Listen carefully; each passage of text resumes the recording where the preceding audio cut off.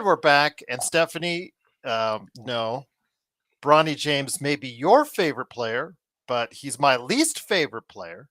If that would be closer to that. So we can go ahead right there. But thank you so much for joining us at the Lakers Fast Break. It is Gerald Glassford, whose least favorite player is Bronny James, along with Joe Soro. Want to go ahead and mention, please like and subscribe. We're going to go ahead and make sure we got lots for you for tonight.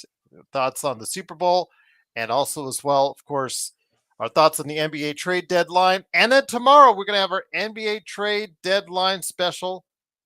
We're going to go ahead and make sure that we've got you covered for that. It is 9 a.m.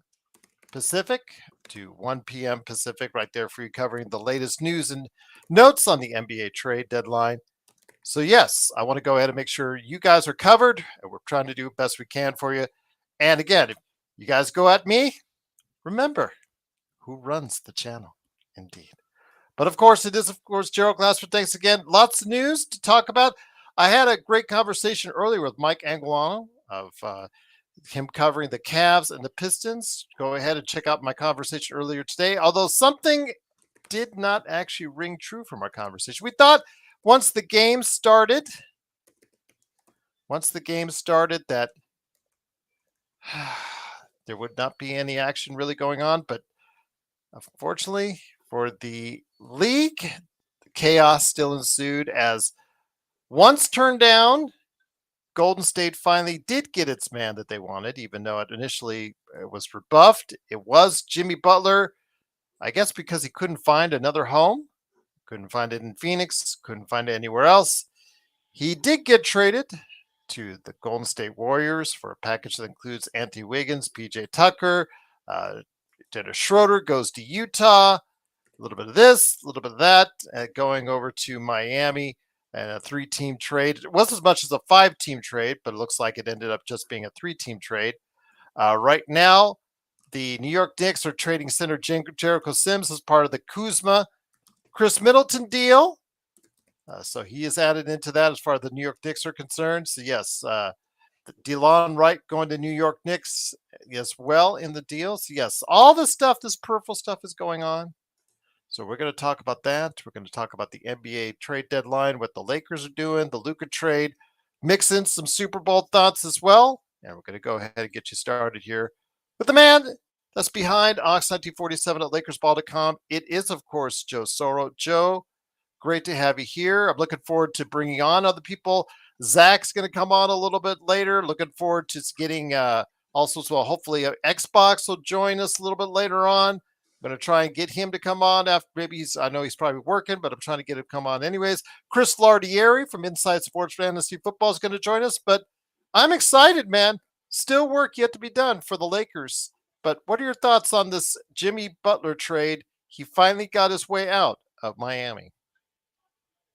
We sabotaged it enough to get out of where he was. And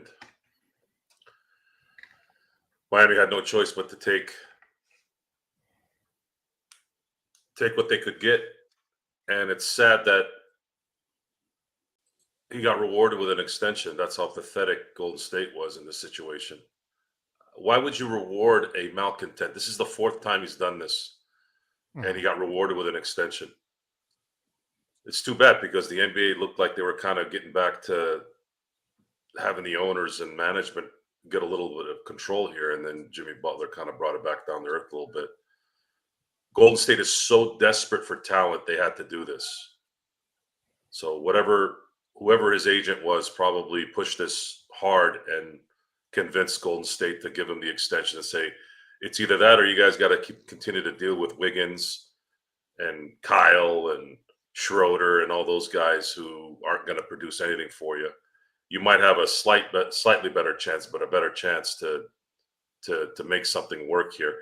I heard Big Three again in Golden State. I started laughing. I go, there hasn't been a Big Three there really hasn't been a Big Three in San Francisco since 2019.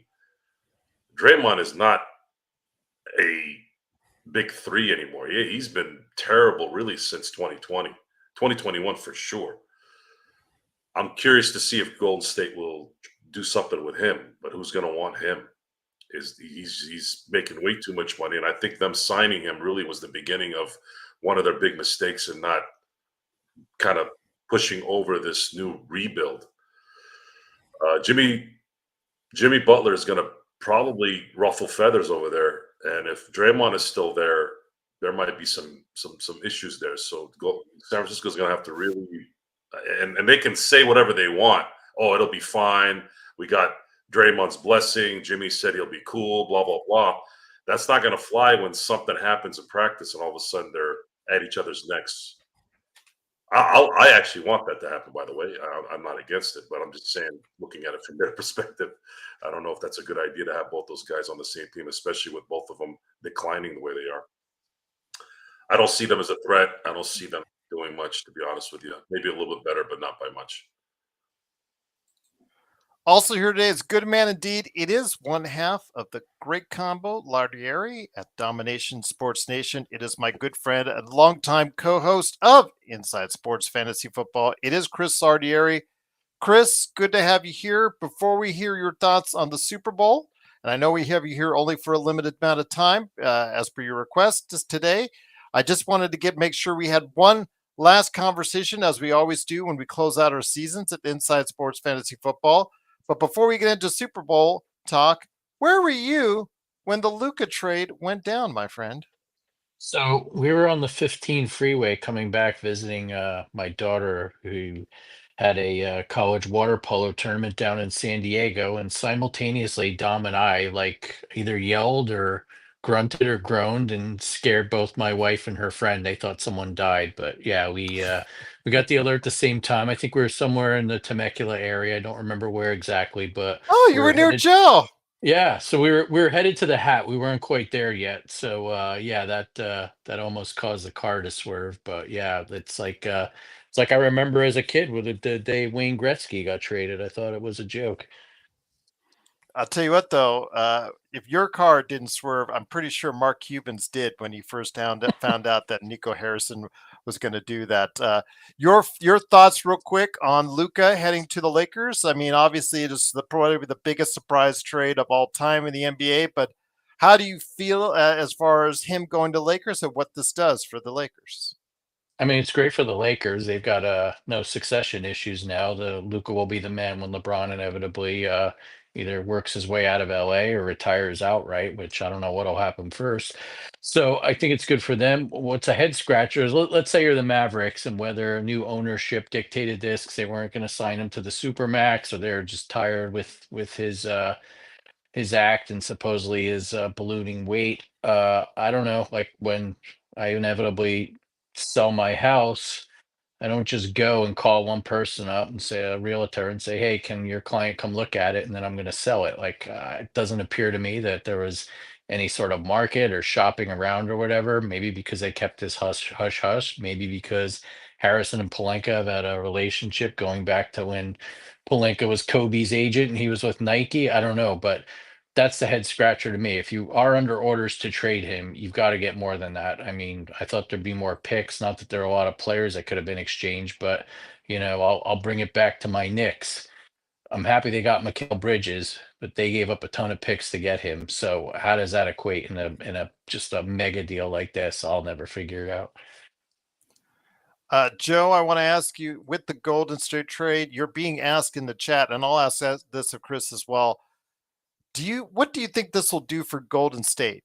He did sign the extension, like you talked about. I'm just that it's funny because Windhorse has a whole bunch of egg all over his face because he had reported just 2 days ago that Jimmy was not interested in signing a deal with the Warriors, but I guess it's because of the fact that they're in such need of each other. He's in need of a new home, and they're in need of any kind of talent whatsoever. They finally found a marriage that they could work on. But with that being the case, Joe, how much really can you expect with Curry turning 37 soon and Jimmy Butler, a 35-year-old, signing that extension? What do we realistically think that the Warriors can do this season? Right now, the Warriors are sitting in the 10th spot. So if the playoffs started today, they'd be in the play-in. Dallas is hovering below them, and San Antonio got better with De'Aaron Fox coming. I'm going to say they're going to stay at the 10. I'm going to say they'll stay at the 10. And then, well,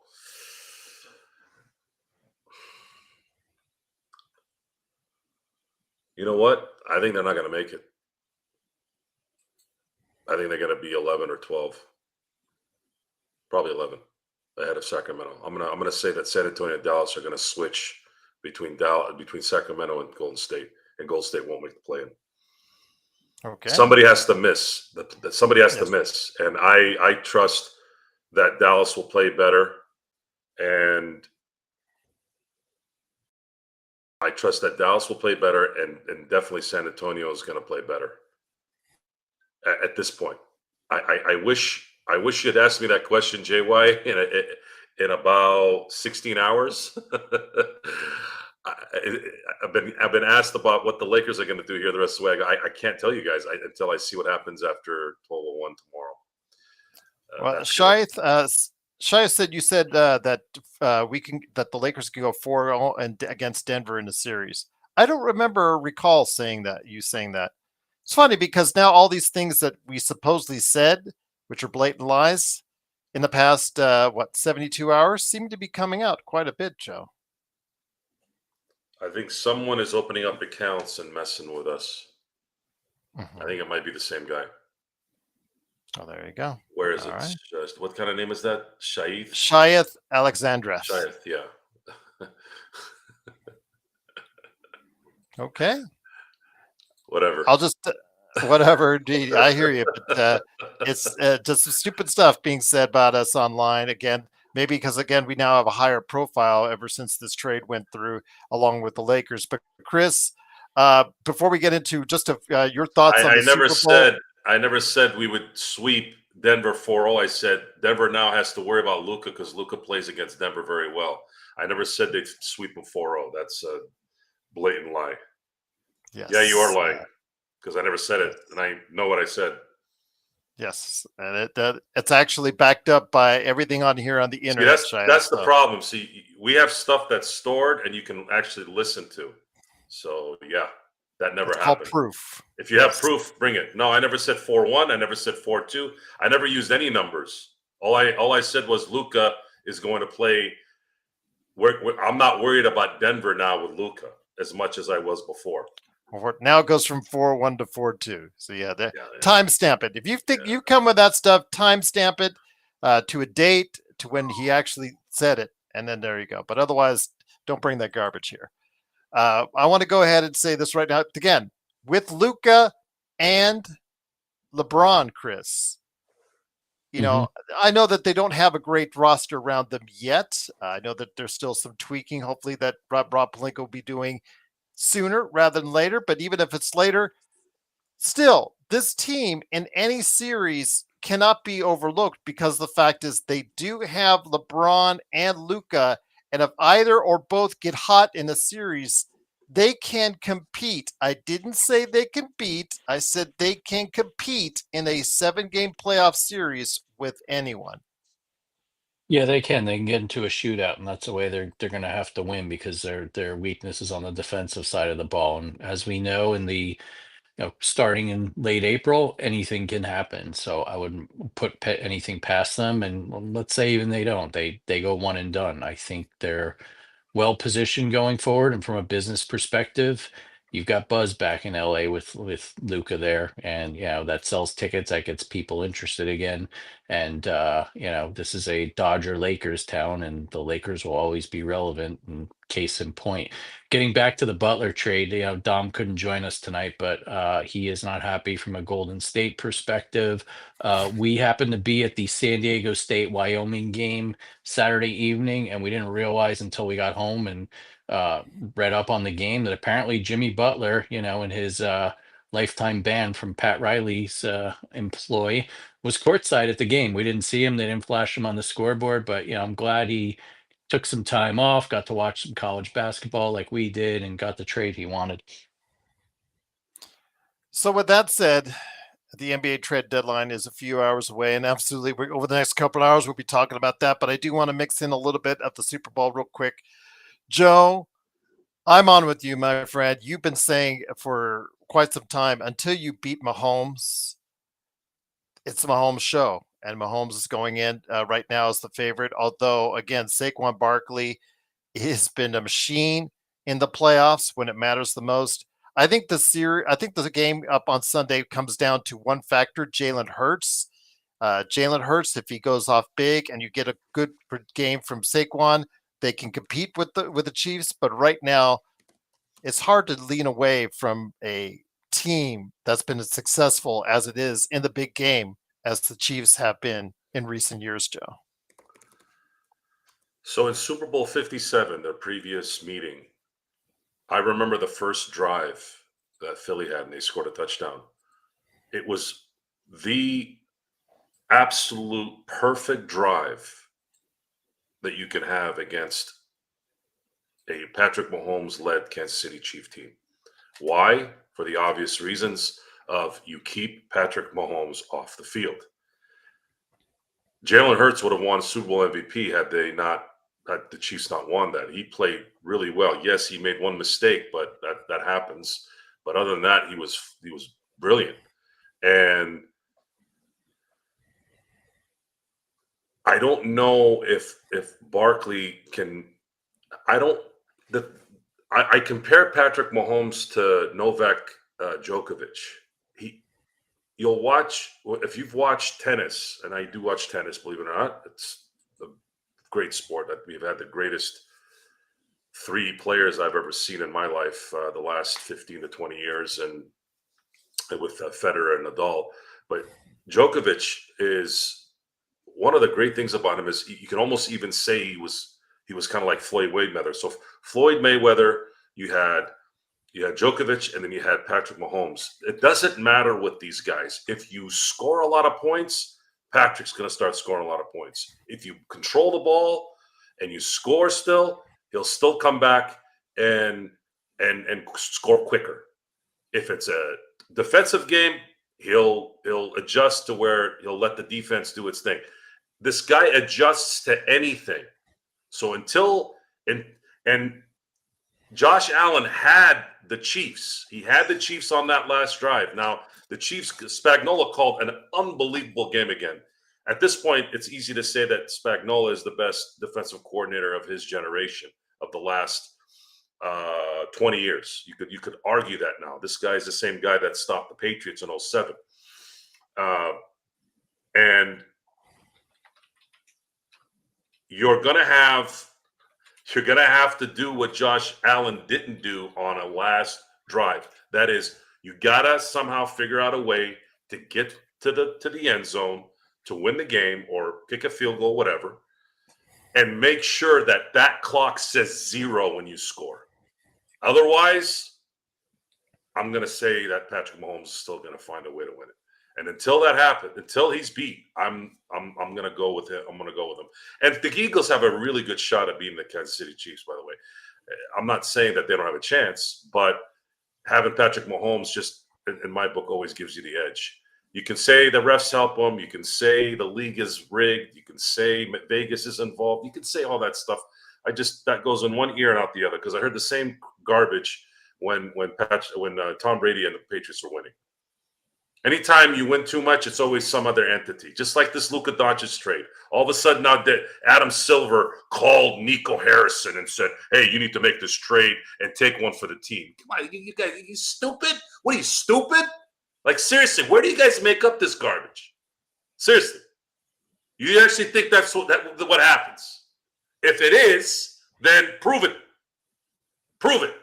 You keep telling me there's aliens. Prove it. Prove it. I don't want to hear hearsay. I don't want to see an Unsolved Mysteries episode where somebody saw something walking on some bridge. I don't give a damn. Show me proof. And then maybe I'll believe you. Because there's still people out there making money saying that Earth is flat. And when you have that, anything is possible, folks. Just, we found that out on Saturday. We have a broad show today, so I thought I'd put in some extra stuff in there. So Yes. if everybody wins in that. A lot of diversity. I'm about diversity, guys. You know that. There you go. Well, we found out on Saturday anything is possible. That's for sure. Yeah, they're man crushing over you and I. I don't know. I don't get it, but all right. Chris, before we bring you on, as far as I want to make sure everybody knows that according to Chris Haynes of The Athletic, New Orleans Pelicans are in advanced discussions to trade Brandon Ingram to the Raptors.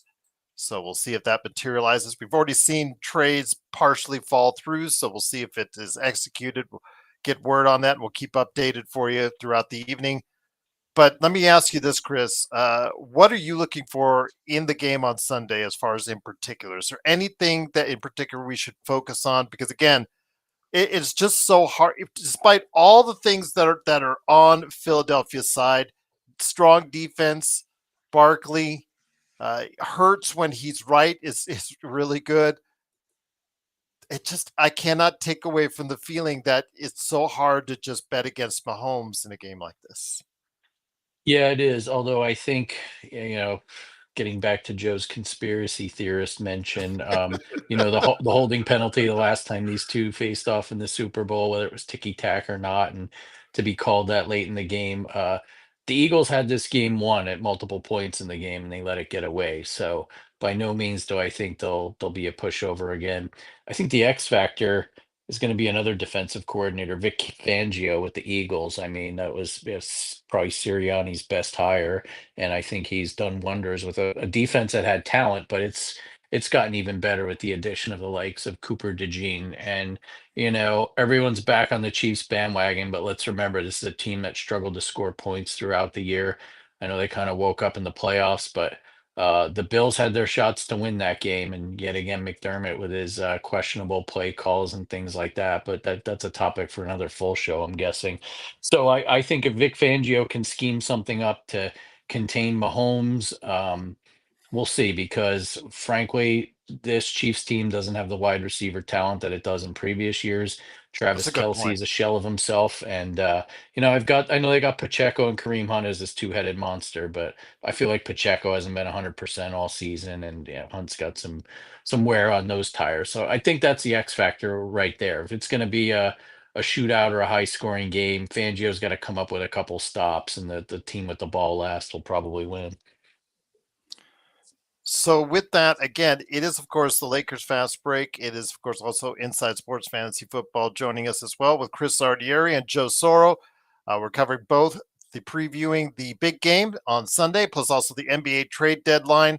Your thoughts, Joe? New Orleans sending Brandon Ingram to the Big North. Well, reporting right now, they're in advanced discussions per se, so nothing's been finalized as of yet.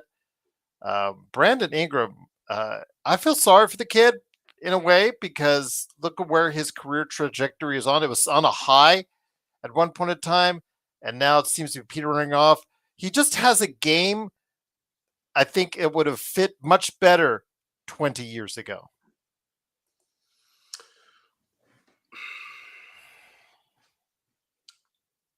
He just exists as an NBA player. He isn't. He's a he's a good NBA player. He can score. He can play a little defense.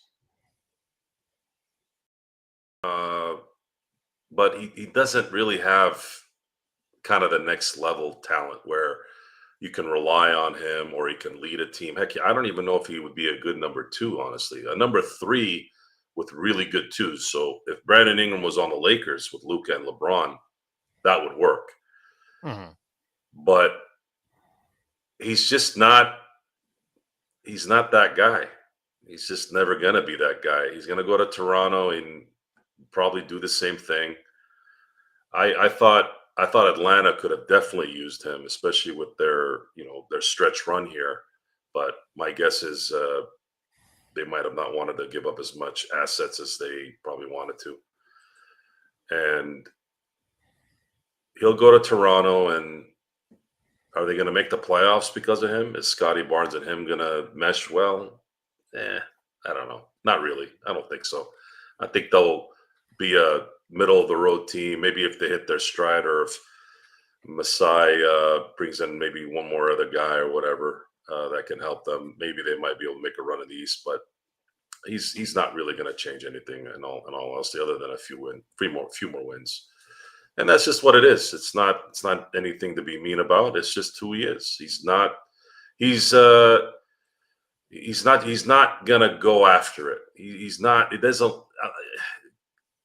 There's quiet competitive guys, and then there's quiet guys that are not competitive, or at least don't look like they're competitive. And his game shows that he's not. He doesn't go out there and really want to compete and win every game. I think he just does it because he's good at it, and he's stayed healthy enough to be around. That's essentially how I look at it. I did want to ask you though, Joe, and before I bring it back to Chris, Lonzo Ball and all this chaos that's going on, curiously now got a 2-year extension for $20 million. As you noted in our chat, he's still eligible to be traded, even though it was inferred on the tweet by Chris Haynes that, he was going to be a mainstay until 26, 27. But again, that's just rhetoric. Curious why they're doing it. Chicago has made a lot of curious moves in the past 72 hours, starting with that trade to trade away Zach LaVine and just get back their own pick and not a whole lot else. This is a team, I don't know what direction it's going into, but signing Alonzo Ball, coming off those catastrophic knee injuries, having him come back, he has played okay, but is he worth that kind of extension, and why do it now? I believe there's a couple reasons. One,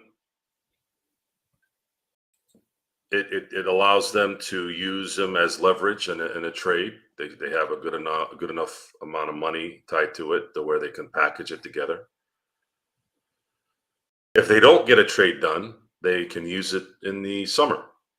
They kind of win both ways and don't have to compete with free agency where his worth might go higher. So let's say they don't sign him and they didn't trade him, right? No one wanted him. And he kills it. He kills it in the second half where people are like, "Ooh, well, we want to throw, money at him," and then they lose him for nothing. So they kept him right underneath enough to where he's still trade eligible for tomorrow, before tomorrow at 12 o'clock. Pacific Standard Time, and then if nothing happens, they're still in a good spot because they have him signed, and then they can trade him for whatever. And another team might be able to use him and not have to worry about worrying about his contract. If he plays 1 year, cool, and then craps out, well, it's only one more year after that. It's a good deal. And the Chicago Bulls in a low key area are a lot like the Dallas Cowboys of the NBA. They had a dynasty in the 90s, one of the greatest dynasties probably we've ever seen. And Reinsdorf and his combatants there in Chicago haven't really wanted to really do much more than what they've done. They got Derrick Rose for a short amount of time. They had a chance and they were competitive, made it to an Eastern Conference Finals 1 year. Once he got injured, then it kind of just started going downhill again. And I haven't seen anything really, other than a couple of years here and there, that nothing really has been positive in Chicago. They're just there to make money because they still make a lot of money there. They will make money there forever because of Michael, because of what they did before. And it just doesn't look like he cares. I don't think they care about winning, really. I mean, everybody cares about winning, but not really cares. Well, the thing is, though, Joe, and I'm going to bring Magic Man here as well on Magic Mag. To me, it speaks more. Can't you drink that like in a glass or something at least? Okay. On that note, I'm just going to say that again with Lonzo Ball, I think it's more of a culture thing because you look at the stats, you wonder why they're spending an extra $20 million on him. But Gerald, we talked about this with D'Lo last year. I think anybody who eats chicken wings with a wet nap is a pussy. What's a wet nap? Okay. Exactly. All right, on that note. Okay. Chris, while these two have a stare down, let me go ahead and ask you this. Getting back to the big game on Sunday, real quick. I want to go ahead and ask you if there's one thing that you think you need to look out for, my friend, as far as in this game to focus on that nobody is really talking about. I know you and your son actually find that out and talk about it on Domination Sports Nation. What would that be? Well, I mean, everyone's going to point to how do you stop Mahomes? How do you stop Barkley? I think for me, if Jalen Hurts gets going, is it AJ Brown and Devontae Smith? Because we know Brown has been disengaged at years and this year and reading books on the sideline at times. But if either of those guys get going, I think that could really help Philadelphia on their side of the ball. And then with Kansas City, I feel like Xavier Worthy's a guy that started to emerge here down the stretch. If he gets loose, I feel like he'd be a game changer. So on either side of the ball, which wide receiver emerges? Because frankly, the Chiefs are definitely going to key on Saquon, and they're going to be determined to stop him, and they're going to dare Hurts to beat them. And with their secondary, I mean, they've got the horses to lock down the aerial threats. Sean, let me bring you in here. It is, of course, the Madman from Toronto. He did stop off from Toronto traffic to come on by and preview the Super Bowl and the NBA trade deadline with us. It's Gerald Glassford along with Magic Man Sean Grice. It's Magic Man. Magic Man, let me ask you this real quick on the Super Bowl, and then we'll go ahead and turn to NBA. Joe is on a phone call, so he will be rejoining us here in a minute. So don't panic, everyone out there. Magic Man, I want to bring in you as far as what specific thing are you looking for this Sunday? Because again, with me and Joe, it's all about. I get what Chris was saying about how on paper it looks like Philadelphia has the more talented team, but it's just so hard for us to deviate that in this type of situation we've seen it before. Mahomes comes through almost every time out. And for me, I think it's just that's the only thing. I just think that the Kansas City finds ways to win when it matters the most. And until you beat them, you have to favorite them. But what are you looking forward to seeing specifically on Sunday? Gerald, if I had to point to a potential weak spot that the Eagles have defensively, it'd likely be in the linebacker core. So I wouldn't be surprised if Mahomes completes a lot of quick passes. Like Chris was saying, I mean, it just seems that these shallow crosses and these drags are tailor made for somebody like Worthy to just break one for like 60 or 70 yards. It just feels that the middle is where you can break Philly. I mean, we know their line is very formidable, and their defensive backfield is pretty good as well. So I think if there's some way to disrupt their defense and not cave in, so to speak, but more, find that weak point. I think Andy Reid's going to exploit the middle as much as he can. Yeah, the thing is, JY, that's exactly what JY is asking. Can Philly slow down Kelsey? And yeah, a lot is on the linebackers. Chris, a lot is on the linebackers to go ahead and cover that area of the field on Kelsey. The wide receivers are not the same as they once were on Kansas City, but Kelsey, even though his skills are declining just a little bit, and he says he wants to continue playing and all that, blah, blah, blah, I still think that he can find, and a key to this game, if he finds it seems in the zone or in coverage, he can still make life miserable for at least one Sunday, Chris. Yeah, he can. And to Sean's point, the Eagles' weakness is definitely their linebackers. And I feel like too, even the Commanders, they got Zach Ertz loose a few times. Tight ends have hurt them throughout the year. So wouldn't be surprised if that's what the Chiefs try and exploit the Eagles with early in this game. And you know, uh, I felt like for most of the year they kind of were having Kelsey on some sort of a proverbial pitch count, and now's the time to unleash him if they're going to. So, Magic Man, you've heard the trade as far as go down earlier. It was a 5-team trade, reduced now to a 3-team trade. Jimmy Butler going to Golden State. I want to hear your thoughts, my friend. How does this help Golden State? I know Legend 350, who's a cover, who just looks at the Golden State Warriors, one of his favorite teams, covers them, is deeply disappointed in the trade. I don't know what this really does for them. He is not noted as a regular season mover and shaker. He's known as more of a playoff performer, but he has struggled in recent playoff performances as of late. Your thoughts on getting Jimmy Butler, who they then signed to an extension, just leaving me shaking my head that Golden State is making one mistake after another. I agree.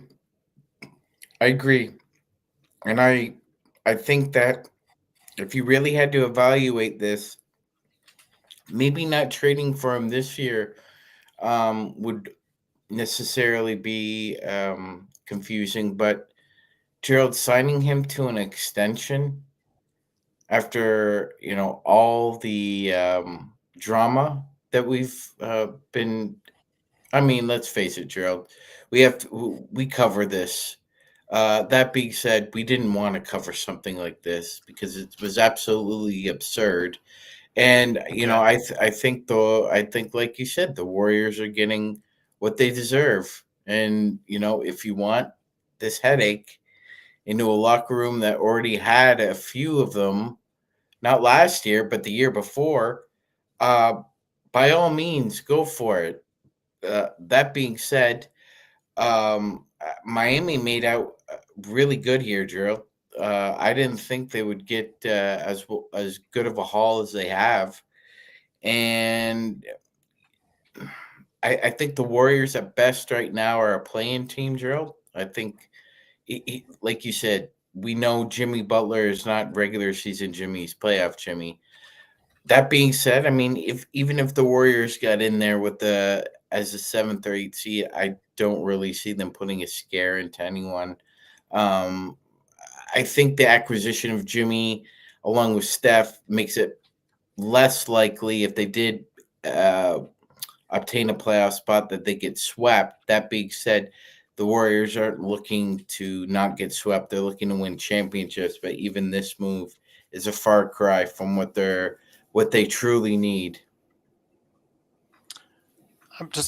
Can you just count down the days, Chris, until Jimmy and Draymond get into a fight? Yeah, I mean, what is it? What's the over under on that? Less Whatever than it a is, year or more than a year? I'm gonna less say, than a year. mhm. Less than a year? Yeah. Okay. And we'll say an NBA year because we won't factor in those off season months. But yeah, I mean, come this time next year, has got to be one dust up. I mean, look, he couldn't get along with Jordan Poole. When Jimmy Butler's got his own ego and history. So yeah, I don't. It's a head scratcher to say the least. It reeks of desperation. If you're going to make the trade and give up a lot, great. But then to sign to that extension just like sounds like extortion to me or some form of it. Does Steve Kerr still have hair on his head? Because I just want to. Okay, take a picture of it now to tonight's game at Utah, guys, and then flash forward to a year from now, and seeing if just to check the hairline, just in case any falls out. So, just wondering on that, just absolutely. But Chris, I know I don't have you here much longer. I know you said you were going to have to leave on out, but I do appreciate everything that you've done each and every season as we'll go ahead through next season on Inside Sports Fantasy Football. You and I finishing second and third in our league. And I'll just leave it at that. But before we head on out, my friend, your final predictions for the game as far as the Super Bowl is concerned. I mean, I'm leaning towards the Chiefs winning for all the reasons you and everyone else seems to think. And until you beat them, they're still the defending champs. But going back to my contrarian doghouse ways, there's not a great play on this game. But if I were to, Vegas's favorite number, as you know, Gerald, in the 2024 season was 1.5, and sure enough, that's where the line landed and where it stayed. In my opinion, the only value is the money line on the Eagles, and I'll put value in quotes. I saw it something like plus 102. So basically, you need that half a point insurance. Just take the plus 102, bet the Eagles because I would not be shocked if the Eagles beat them. They played a great game 2 years ago. I feel like they're a little more well-rounded of a team. The only thing that concerns me is which Jalen Hurts shows up.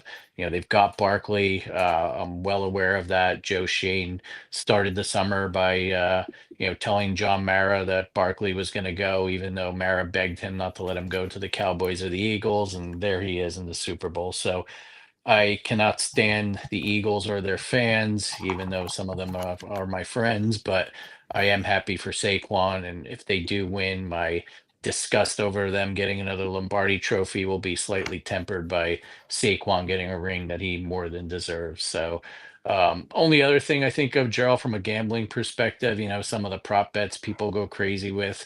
There's one with Saquon, and if you think the Eagles are going to win, basically Saquon's going to have to be the driving force behind that. I saw like they've got it broken down by yard tiers, and once you get to like 150 plus yards, the odds start at like plus 330, I saw, and then on up. So that might be one if you want to play for fun and games. And then two, I always like the first touchdown odds. And you look at some of these guys, like I mentioned, AJ Brown, Devontae Smith, even Dallas Goddard, looking like plus 1600 and up. And then on the Chiefs side of the ball, if maybe they run it in, Hunt's been tending to get some rushing touchdowns. Maybe Pacheco gets into the mix. Maybe there are a couple guys you look at there as opposed to the usual suspects of the Kelseys and the Barkleys and the Hertzes of the world. We do have an official trade as far as Toronto and Brandon Ingram. Sorry, Nick T. Although he may still be traded somewhere else. The New Orleans Pelicans have traded Brandon Ingram to the Toronto Raptors for Bruce Brown, Kelly Olynyk, 1 first-round pick, and 1 second-rounder, sources tell ESPN. They have not been rerouted to the Lakers, even though both have been talked about by our fan base as far as being favorites of theirs. We'll see if both get moved again before the trade deadline. But as of now, a 1 first-round pick, 1 second-round pick has moved along with Kelly Olynyk and Bruce Brown Jr. from the Toronto Raptors for Brandon Ingram. Magic Man, your thoughts on this, my friend?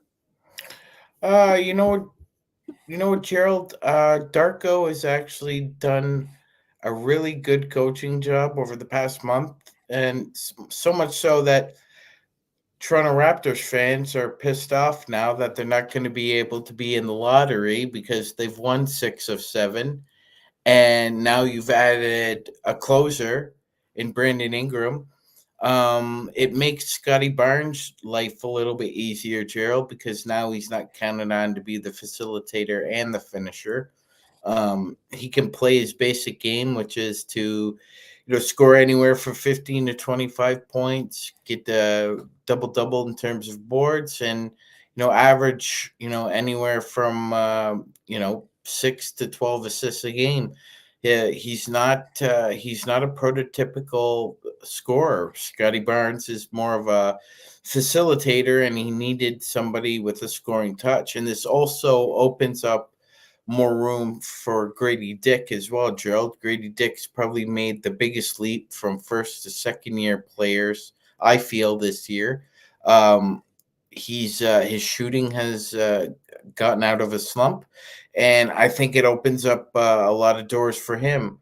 As far as the Pelicans are concerned, I mean, what could we say, Gerald? They may reroute Bruce Brown and or Olynyk to somewhere else. But that being said, I think this is the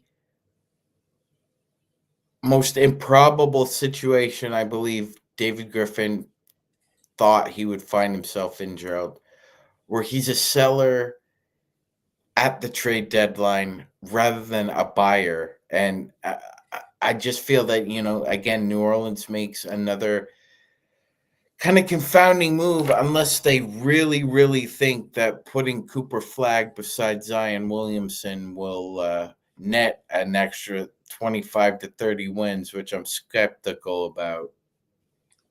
I do want to ask, this is my last question for both, for Chris, before he goes ahead and gives a plug for Domination Sports Nation. Chris, could Zion be the next big name to move before the trade deadline? When you mentioned Haynes reporting the Pelicans. That was the first name that popped into mind, and I would have thought there'd be more buzz about it right now. I guess we've still got less than a day left, but I would not be surprised if A's moves and B it's a second piece in some sort of puzzle that Griffin's playing with right now. I think it makes sense, but I don't know what the market is for him right now. It remains to be seen. Okay, my friend. Always great to have you here. I look forward to our next season of Inside Sports Fantasy Football and also our coverage of the NFL Draft. That's going to be something that I would like to absolutely have you back on for, my friend. But before we head on out, please give that plug to our audience out there on what you're doing with your son on the great podcast, Domination Sports Nation. Thank you, Gerald. It's great to spend another season with you. Thanks for the opportunity. Same here. And we'll plenty to talk about in the NFL draft with the Giants sitting at 3 in a head scratching state, but that's for the spring.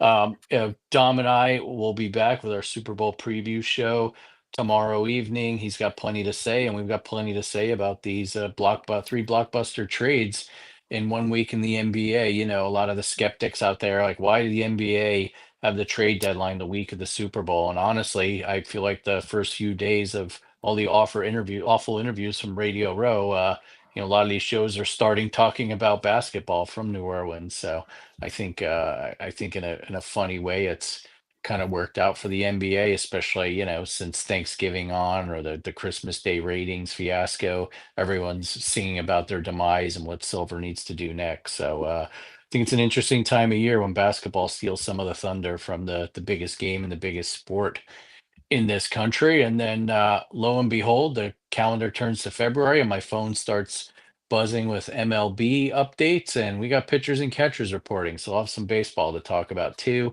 Wherever you get your podcast, it's Dom-in Nation Sports Nation. Follow us on Instagram at Domination Sports Nation.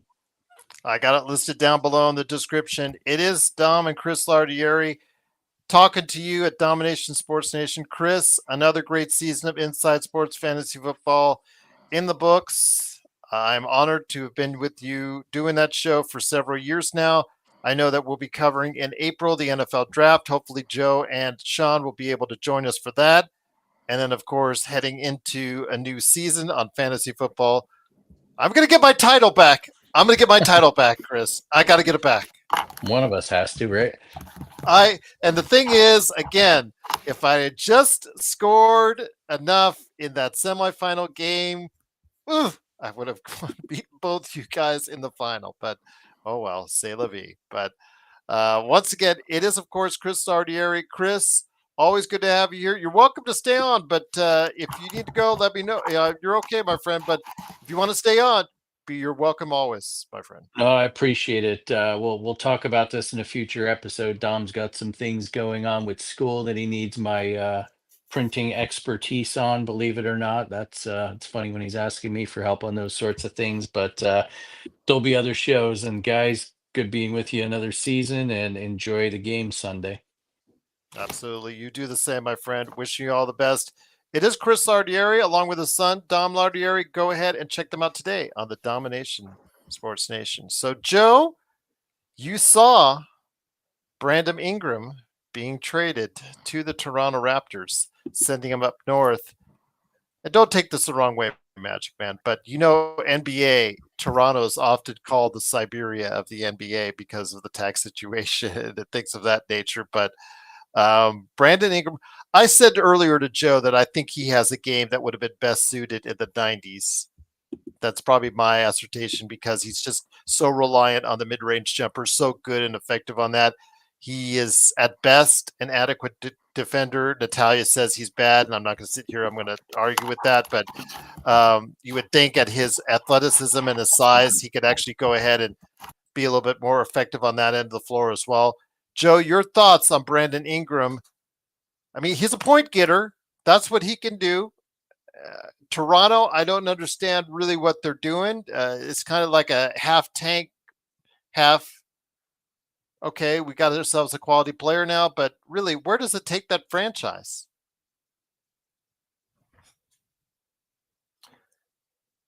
I got you. It beats having Olenek, Brown, and maybe their first pick. At least they have somebody that can score 20 points a game with Scotty Barnes. Mm-hmm.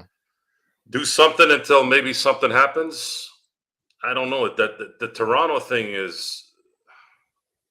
I don't know. I don't know what teams like Toronto, Minnesota, and New Orleans do without a draft, or Popovich handing you an all world player. It's very hard for those guys to get top notch free agents to go over there. Look what happened today. Pete Alonso was supposed to be a Blue Jay, and at least that's what the word was. And all of a sudden, he comes back to the Mets for essentially a 1-year deal for $30 million. This guy was supposed to have apparently $100+ million contract for 4 or 5 years. Now he's going to go back, and it's signed for a 2-year deal, but there's an opt out after year one. I'm pretty sure he's going to opt out, especially if he has a good year. It's just difficult. It's difficult to deal with the finances in Canada. Canada is in a lot of ways kind of like California, but a little worse because you also get jacked federally. Minnesota, no one wants to live in those areas. Minnesota, Milwaukee, they just don't want to. They don't want to live there. People don't want to live there unless they have to. And what can I say, man? What can I say other than I just guess seemed to be a trade just to do a trade. I don't understand. Bruce Brown was a dud. Olenek was and then they sent out a first-round pick. I don't know what it's protected to, but they got the better part of the deal. That's for sure. And yeah, they got picks and expirings. Yeah, New Orleans now just goes back to the drawing board and hopes that they can get a good draft pick again and ruin another great player's life. and Magic Man, again, I'll just touch on this before we go on to something else. I mean, I know we talked about what Griffith's doing in New Orleans. It's not exactly what he had signed up for, but I think he got the better of his trade because he gets expirings, and he's getting draft picks on top of it. And New Orleans is allergic to the tax, and they did get under the tax when they sent Daniel Tice earlier today to Oklahoma City. So again, at this point, they are selling themselves out. But man, I wish they would did. Well, I wouldn't. Zion wouldn't be my first choice off the roster. I would go after Trey Murphy. That's the first person I would go in all out if I was a team and they were in their sell mode. But obviously, they're going to keep him because he's a young, high prolific scoring forward wing who could play adequate defense and also hit from the three. But with Zion, again, that still leaves me. There's still time. I mean, is Zion the future of New Orleans? Sean? No? Okay. You all right, Sean? You all right, Sean? You got checked out your tongue? No. You want to punch in the face? Wake you up? All right, Joe. One thing I want to make clear to everyone out there, these two go at it all day long. Let you know. It's like little brother, big brother. If you don't understand it, go fly a kite somewhere else. Anyway, no, I don't think so, Gerald. Not at this point. I think it's hard to move him. Well, maybe it isn't because now you have a price point. Luka Doncic has created a price point. You really only need one first-round pick to dangle in front of New Orleans to maybe get Zion. So it depends on who's going to pull the trigger here. I don't think it'll happen before the deadline. I'd be very skeptical if it happened in the summer too, because I think they want to just milk the cow here, Gerald, for as long as they can until either Zion turns a corner here and asks for a trade, or New Orleans trades him when his value is at its lowest. I mean, there's only one or two options here for New Orleans. They either trade Zion when his value is at its peak, its highest, or they trade him when his value is at its lowest. And Gerald's often said, you don't sell low when you can wait it out. So I think New Orleans is just going to wait it out, Gerald, and see if he has a resurgence next year, and then I think they pull the trigger at next year's trade deadline.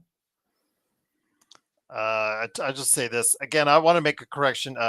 Nick T's favorite player, Kelly Olynyk, does have another year on his contract. He won't be eligible for free agency until 2026. But Bruce Brown has got a 23 million expiring. We've said it over You know, I'm just gonna miss those Kelly Olynyk shawarma commercials every 15 minutes you see on local TV. Oh, I didn't even know that, man.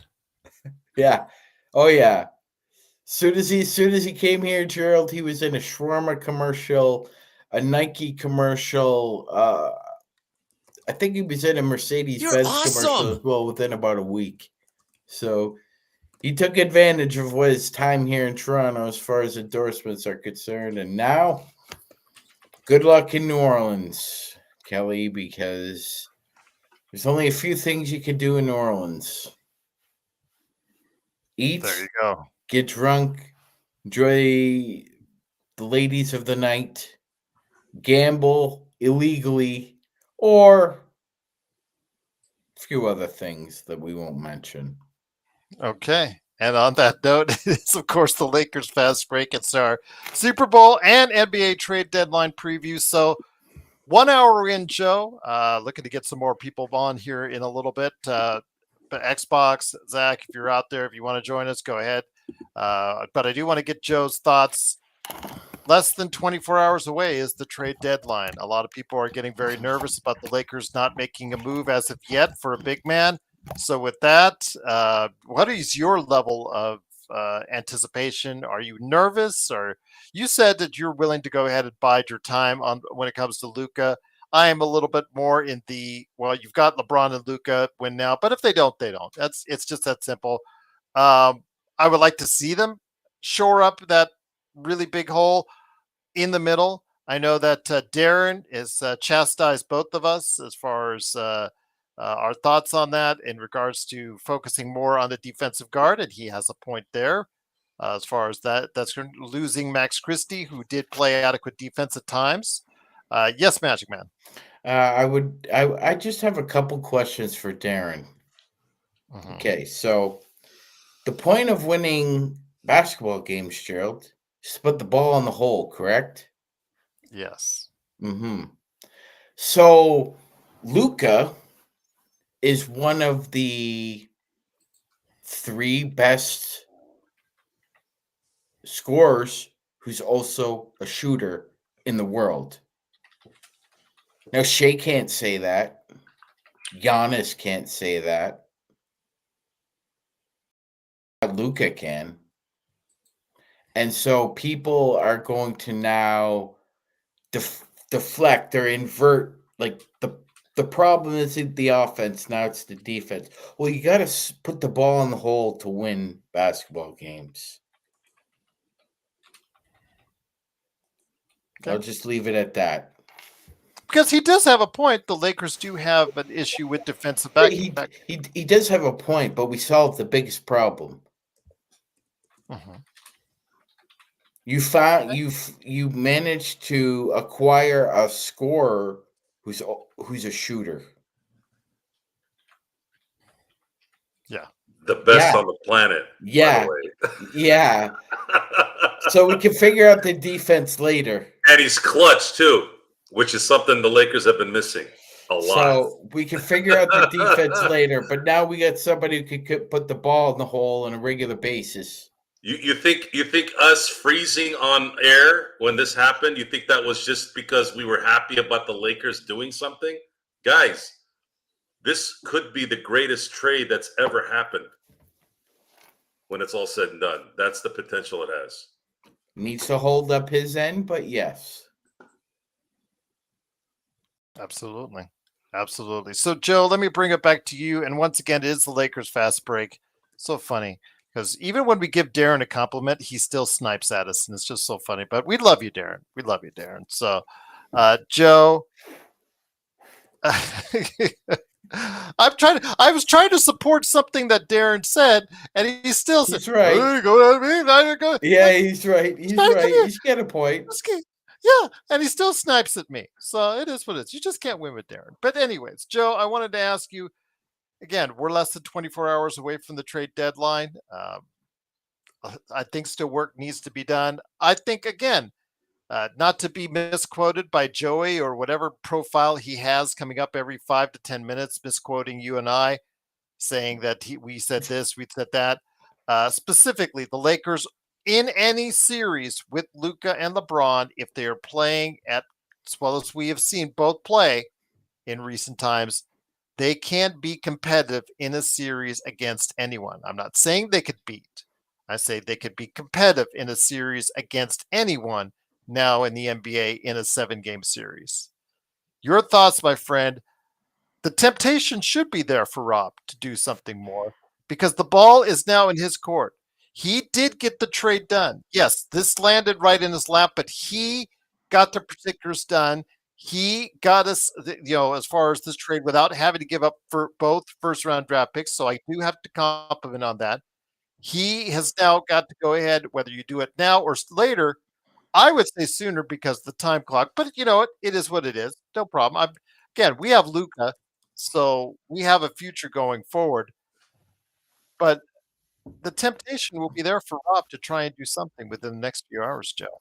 Rest assured. It's exciting. I'm not nervous. I'm not in any way. I'm excited. It makes more sense that this thing will go to the last bell here because it's a leverage game. Guys like Robert Williams, or since you mentioned Zion, who's going to fold first? Let's say New Orleans wants 4 firsts for Zion. Who the hell's going to give them 4 firsts? But they got to give it a shot, right? Start high, Yeah. knowing you're going to have to go in the middle or low, right? I am not going to judge whether they do something at 12 o'clock tomorrow at Pacific time or not. I'm not. They already won the trade deadline by 10 times. And I've been in a mood that I've never been in terms of both LA teams at once. You've been giddy. Oh, I'm beyond giddy. I have been floating, and I'm still floating. I went into my drawer, and I actually they're already folded, but I put together my Laker gear, and I'm like, why am I not wearing these things? I hadn't why worn this aren't shirt you? in like 3 years. It's a nice shirt too, right? I go, I have so much pride and so much just joyful exuberance that everyone's gonna see the other side. It's here. It's not gonna be frustration. It's the equivalent of the Lakers being Julie Andrews in The Sound of Music. Sure, absolutely. That's a great her dancing in the flower In fields, the meadow, yeah. meadows. That is, if you had one here, Sean, I would do it. I would dance just like Julie Andrews. I'm just ecstatic. Every time I saw Luca on tape today, I now got this weird image of Joe running through a field saying the Yes. hills are alive with the sound of Yes, music. Oh I my will God. It's Get it out of my brain. Yes. If you have a green screen of the fields, I will do it. So looking at, let's say, the surrounding parts of Luka Doncic, you have LeBron James, you have a supporting cast that has shown an interesting ability the last week that we have not seen, and not seen in a consistent way. And if this is what that creates, you gotta roll with it, and you just gotta add a few things. So Rob said at the press conference, at Luka's press conference, he's gonna play around the edges, right? It's good business, and it's a good way to go about it. You don't want to trade two of your system good role players in hopes that Robert Williams, let's say, will stay healthy. That's a dangerous game to play. So if Rob thinks in the end here that he can't get what he needs without destroying what they kind of are creating here, then I'm going to roll with it. And I'm going to say, look, don't mess it up. It's better to roll with what you have, knowing that they're all ready to go. Luka Doncic is a chemistry savant in any system he's in. It doesn't matter. He is that good. So by putting him in, just think about this for a minute, guys. Look, the Clippers are not a bad team. They're in the playoffs right now. Lakers absolutely handed it to them yesterday, and they didn't have Luka there. What the hell is going to happen when Luka's on the team? Kawhi looked like he didn't know what to do. Harden, I didn't even know he hardly played. If it wasn't for Powell, I don't even know if those guys would have scored 90 points. So I'm feeling pretty good about where they're at, and I'm going to roll with the fact that they need to not risk what might be available this summer and try and just get just enough if that's what if that's how it plays out. And I trust LeBron and Luka in the playoffs. I trust those guys. I'm sorry to say this, AD. I loved you in 2020, and I loved you in 2021 when you were playing until you got injured. But since then, I haven't seen AD assert himself in the big moments as much as I would have liked to have seen him do. And I know for a fact that LeBron, especially with the ball handling duties now going to be with Luka, he is going to be really fresh at the end of those games, and Luka is about to hit his prime, and I can't wait to see the viciousness and the competitive fire this guy has. Could you guys imagine if the Lakers end up playing Dallas in the playoffs? How that series is going to go? Check this out, Joe.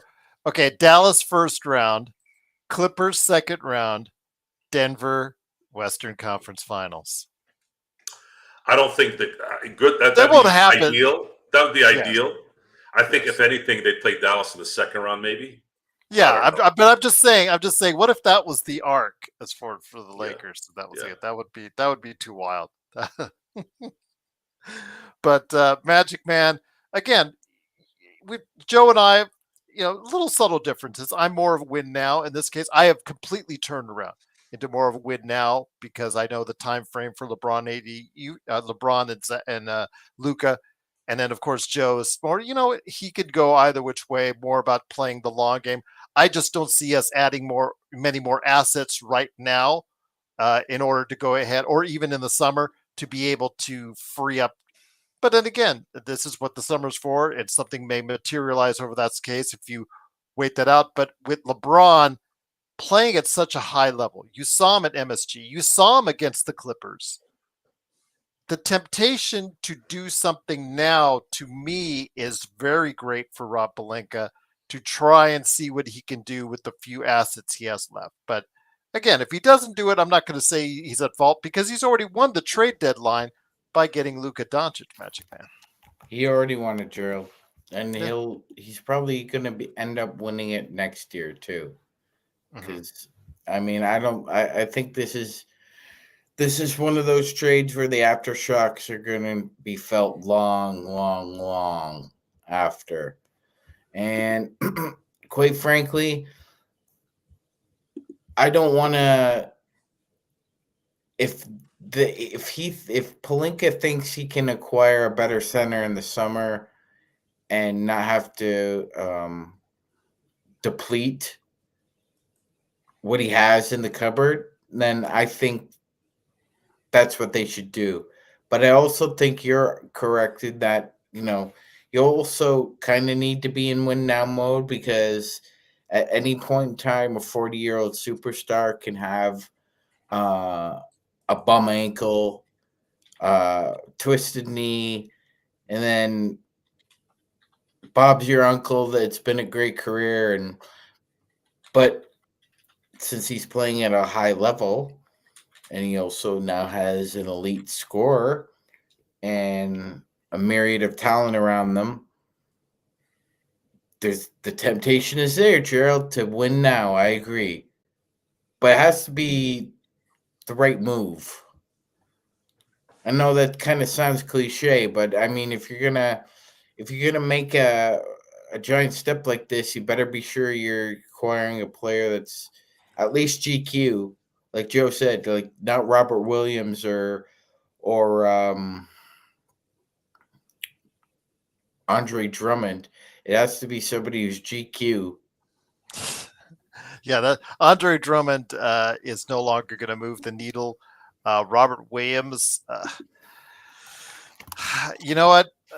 Everybody that the Lakers get, somebody that the Lakers are going to bring in is probably going to have some type of baggage. It's just there's no perfect answer. There's no Luka Doncic style center that is going to actually drop in. So it's going to be someone that's going to have something attached to them that's always going to leave a question mark out there, whether they trade for it in the next, some odd hours, or if they trade for it during the off season, because it really, with what limited assets they have, what limited room that they have, it's going to be interesting to see what Rob can work out there. But Joe, the euphoria, it's still there for us. I can feel it. It's just great. I can sense it in the crowd. Well, at least most of the crowd anyways, in regards to Luka being here and being able to change the dynamic going forward.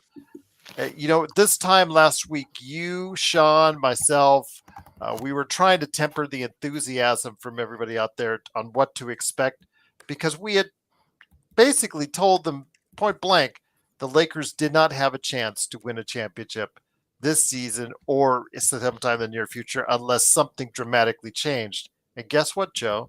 Something dramatically changed. Something dramatically changed that was status quo for 70 years. When a new system had come in and said, you're not doing this anymore. And it reminded me of Dr. Buss saying, we'll figure it out. Well, God, by golly, Jeannie Buss channeled her dad. And my God, did she pull a Dr. Buss. I mean, she outdid her dad here, at least on paper. Yeah. If Luka wins a championship, even one, it's in the record books. It really is. But I don't see how the hell, if Luka stays healthy, how this team's not going to win multiple championships. Luka is him. And Luka is going to be supplied with what he needs. The Lakers have not really had a player like this since Shaq, where he got there and they were ready and to compete for a title like that. Magic came in and they were obviously ready to go too, but I don't have the pulse on that. I was too young. I can only go by the Shaq thing. And that's what this feels like. It feels like the Shaq thing. Powell obviously was one as well, but the Lakers were a 1 seed when Powell got acquired. The Lakers were not good enough to win, much like some of our favorite teams there in the mid 90s that played their rear ends off. Still love them, but we knew they weren't going to be able to win a championship. So it flipped everything, and not only did it flip everything, you got essentially at worst the second best player in my book on the planet, and if he's healthy, is probably the best player on the planet, even above Jokic. Magic Man, Chris Haynes was reporting that Kevin Durant is not going anywhere, although that didn't work really that well for Brian Windhorst the other day. He's stating that Kevin Durant declined a trade back to Golden State. He looks like he is not going anywhere. There's a trade. Something's going. Here it comes. We'll get back to Kevin Durant. What's the trade? Go to Shams. I'm trying to go to Shams. Lakers are trading Dalton Connect, Cam Reddish, the 2031 unprotected first round pick, and a 2030 pick swap to Charlotte for center Mark Williams. Oh, wow. Here we go, Mm. guys. Oh, Dalton Connect gone, but it's the center we need. So there you go. It took Dalton Connect. I will miss you. Thank God I didn't spend the money on the jersey, Magic Man. But You don't. Never buy, folks. Never buy a rookie's jersey. I'll just say that. Never buy a rookie jersey.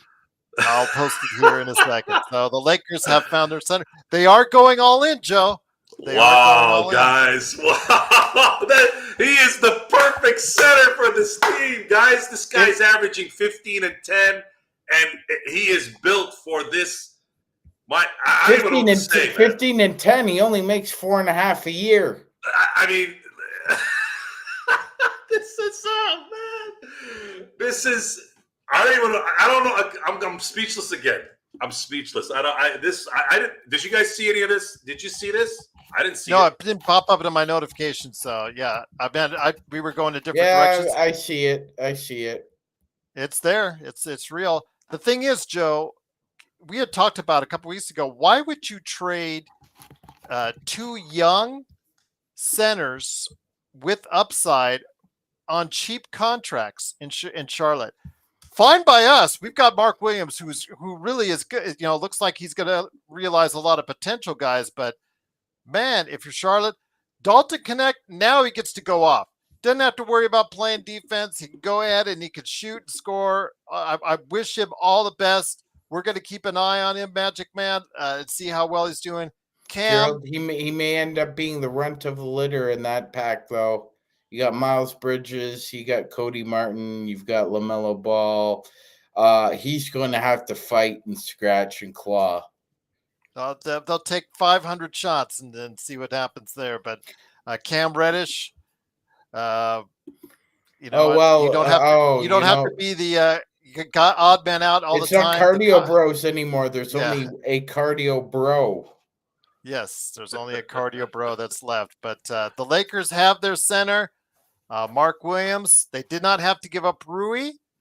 They did not have to give up Austin Reeves, or yet. So there's going to be a lot of backlash. And we don't have to play Jackson Hayes more than 3 minutes in a playoff game. Yeah. So there's going to be a lot of backlash here because people get attached to Connect. A lot of people don't know who Mark Williams is. And to those people, I say we don't have time to explain it to you. Yeah, no, we do. We do, Folks, Magic Man. This guy is 24 years old. Okay. Out of North Carolina. He can ball, and he is going to ball even more with LeBron and Luka giving him the ball. He is got to stay healthy, though. True. Everybody's got to stay healthy at this point. This was not only a good pick, but this guy has room to get better, and I believe you won't look at it as a bad thing down the road. You have to give up something, and you gave up Connect, but the Lakers could not go into a title contention setup here without getting that 4-5 guy. Just know that they had to give up something. And no. See, Gerald, look at what has happened this year that has transpired. Forget about Luka. Forget about Luka for a minute. You got rid of JHS. You got rid of Cam Reddish. Getting rid of all your mistakes. All your dead wood. All your dead wood is gone. Except for Christian Wood. But Bronny James. He's really gone anyways. He's not playing. Well, he's on the roster, so yeah. I mean, I gotta acknowledge that he exists and that he's on the Lakers. But yeah, you make it so a point there. But I mean, Bronny James came with the car, Gerald.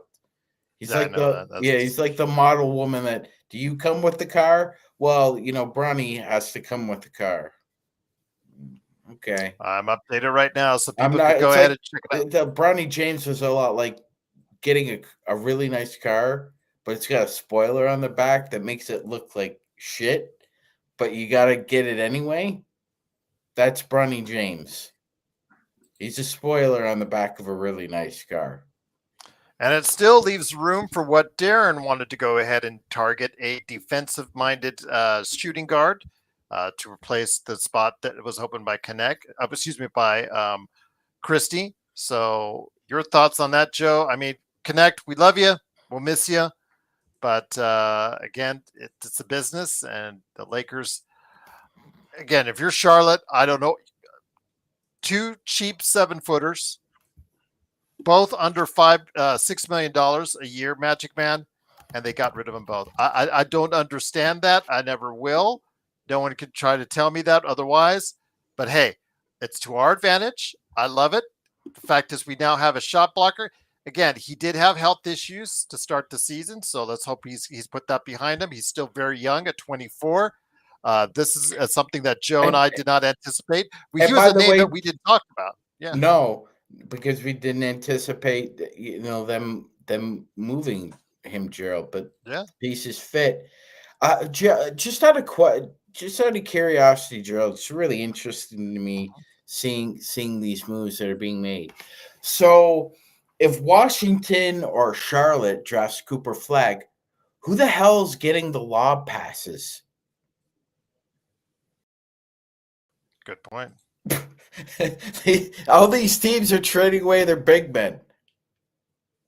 So who the hell is putting it up? Who the hell is Cooper Flag going to be throwing the ball to? They just want to throw threes, man. That's all they care about right now. Just throw threes. Wow. Look at LaMelo Ball isn't the best 3-point shooter, Joe, and Cooper Flag needs to develop that skill. But yeah, I get it. But still, I mean, do you want to keep picking top 3, top 5? Because this is what it's over and over again, Joe. He's averaging 16 and 10 on the season, guys. You know what we do, Joe? Gerald, get the screen up. I'm just saying he's got 16. He does that in 25 minutes too, guys. He does that in 25 minutes. This is what happens when you acquire somebody like this. You pilfer You pilfer the hen house. You pilfer the hen house. Sean is cooking on this one. Sean, keep going with what you're doing. Finish what you said, but I want to hear what Sean said. Let me get this straight. So the Lakers, in a matter of days, have gotten younger, more talented, have set themselves up for the future, and also set themselves up for a run in the playoffs simultaneously as well. Have I got that correct, guys? Dude, yes. It's in 5 Saturday. Do you count Saturday? Sunday, Monday, Tuesday. In 4 days, they changed the culture. They changed the culture of everything, the NBA, let alone the Lakers. By the way, Mark Williams dropped 20 and 15 against Denver and 38 in Memphis. This guy can ball. This is the quintessential player. He's 24 years old. They have him for 2 more years until they got to give him a qualifying offer. This is the guy that you wanted playing next to these guys. It is set up, guys. They didn't have to trade any of their depth. I know losing Connect sucks, but you had to give up something to get this guy. And giving up a rookie right now, you had to go that route. You couldn't give them Rui. You couldn't give them because Rui is just too big down low. He can play defense at least, right? Connect can't play defense right now. The Lakers are going for a title right now. This is freaking unbelievable. Unbelievable. What did I tell you, Joe? What did I tell you? You know, we were in the next few hours. He would determine what he could get. Oh, dude, we should have known that it would have been a surprise at this point. I mean, come on. I wouldn't have thought in a million years they'd get Mark Williams. In a million years. Young, talented, and cheap. Why do you give that up? Charlotte, you're fine. We'll take it. We'll take it. Like you said, Sean, pilfering the hen house. Pilfering the hen house, Gerald. It's what we do when we get a superstar. So when the Lakers got Pau Gasol, they made another small move, Gerald. They traded Vlad Rad to the Charlotte Bobcats, and they got Shannon Brown and Ammo. Now, a lot of people just thought that was a throw-in salary dump, but really, Shannon Brown was unlocked as a backup shooting guard. The next year, Gerald, they signed Meta World Peace. So it took the Lakers only about a year and change after you acquire a superstar to put together a championship level team. And we've already seen another move made to pilfer the henhouse. Like Joe said, Williams is a very good player. You've got him under control for at least 3 more years, potentially more, and you can match an offer that's sent his way regardless of the CBA. So this is a great move. It's a nice chess move. It's kind of rook to queen at this point, Gerald, to get Mark Williams. And I'm sure we'll hear a lot of bitching and moaning from NBA executives. Oh, well, if I knew Mark Williams was available, I would have given. What was that? I would have given him a haul. They should have gotten a Brinks truck for Mark Williams. What are they doing? I'll just say this again: the Lakers, they've made another great trade. Again, we love Connect here. We always will. We thought he was better than Christie, and we'll still stand on that. But now Christie's gone. Rodell, we don't have to argue anymore, Rodell. Christie is gone. Connect is gone. So we don't have to argue about that anymore. But here are the outstanding firsts for the Lakers, what they have outgoing. So just let everybody know: an unprotected first to Atlanta, a top 4 protected first to Utah, an unprotected first to Dallas in 2029. Charlotte has the right to swap in 2030, and an unprotected first to Charlotte in 2031. So yes, the NBA draft and the Lakers will not go hand in hand very much over the course of the next few years, but we're putting our chips in now because we've got a young center that can rebound, block shots, and score. And can shoot free throws. Luka. And can shoot free throws. and No to Nick be fair- Claxton. No Nick Claxton. And Yes. to be fair, when you're a top 5 team in the NBA, you can afford to surrender a first round pick. Because the emphasis is on winning games more than it is developing talent. Now, if they coincide, if they coincide or bifurcate and meet, it's great. But the point is to win. We're going for it. We are going for it. Gerald, what did we say? What did we say? The one thing is his durability, though, Joe. It is his durability because he's only played 43 games, 19 games, and 23 games in his 3 seasons. So go ahead. I think his enthusiasm is going to make him play. Okay. What did we say? What did we say about Reeves and Rui? Okay, check this out. Your starting lineup: Luka, Gabe, DFS, LeBron, and Williams. Reeves and Rui off the bench. What did we say when we said if Rui and Reeves are off the bench, what is the team? A title contender. Yep, we did. Now I know that's probably not gonna. I know that's not how it's gonna probably play out. But at some point, that lineup is gonna make more sense with Gabe at the 2, especially now that he's hitting the shots. And then you have DFS with his defense, LeBron at the 4, obviously, and then Williams at center. Look for that lineup to be, because you have Luka, you have Gabe, and DFS. Gabe is a decent defender. DFS is obviously a good defender. I mean, in 4 days, our entire lives have changed in LA. But Joe, we got to face. They are best AR and Rui off the bench as your 6'7" guys. But I will say that those two, because they have contract negotiations, or just they have one chance to cash in, both of those guys, because of their age in the future, coming up in 2 seasons, thereabouts. Magic Man, I have a feeling that both, or at least their agents, are going to put in their ear, and they probably won't be the happiest doing it if they have to one or both go back to the bench, Sean, because of, again, what's coming on through. But it is the best for the team as of now. They might be good teammates and do that for now, but we'll see how long that lasts. But again, AR and Rui, if they go back to the bench in this lineup, whatever it is, we still need, as Darren pointed out, a defensive-minded shooting guard. If we can find that before the trade deadline, yeah, man, just watch Folks, out, everyone. Here they come. Mark Williams can ball. I want you to imagine how much he can ball when Luke is throwing him the passes. Or LeBron. Okay, you think it was a coincidence that PJ Washington and Gafford and Lively played so well? Lively had such a great rookie year. Gafford played well in Dallas, better than anywhere else, or PJ Washington played better than anywhere else. You think it was just a coincidence when they went to Dallas, they became really, really good? Now they got exposed in the finals, but that's everybody messed up there. Everybody messed up in Dallas, and I think Jason Kidd had some fault there too. I think he got out coached out the building as well in those 5 games, but it happens, right? It is what it is. But folks,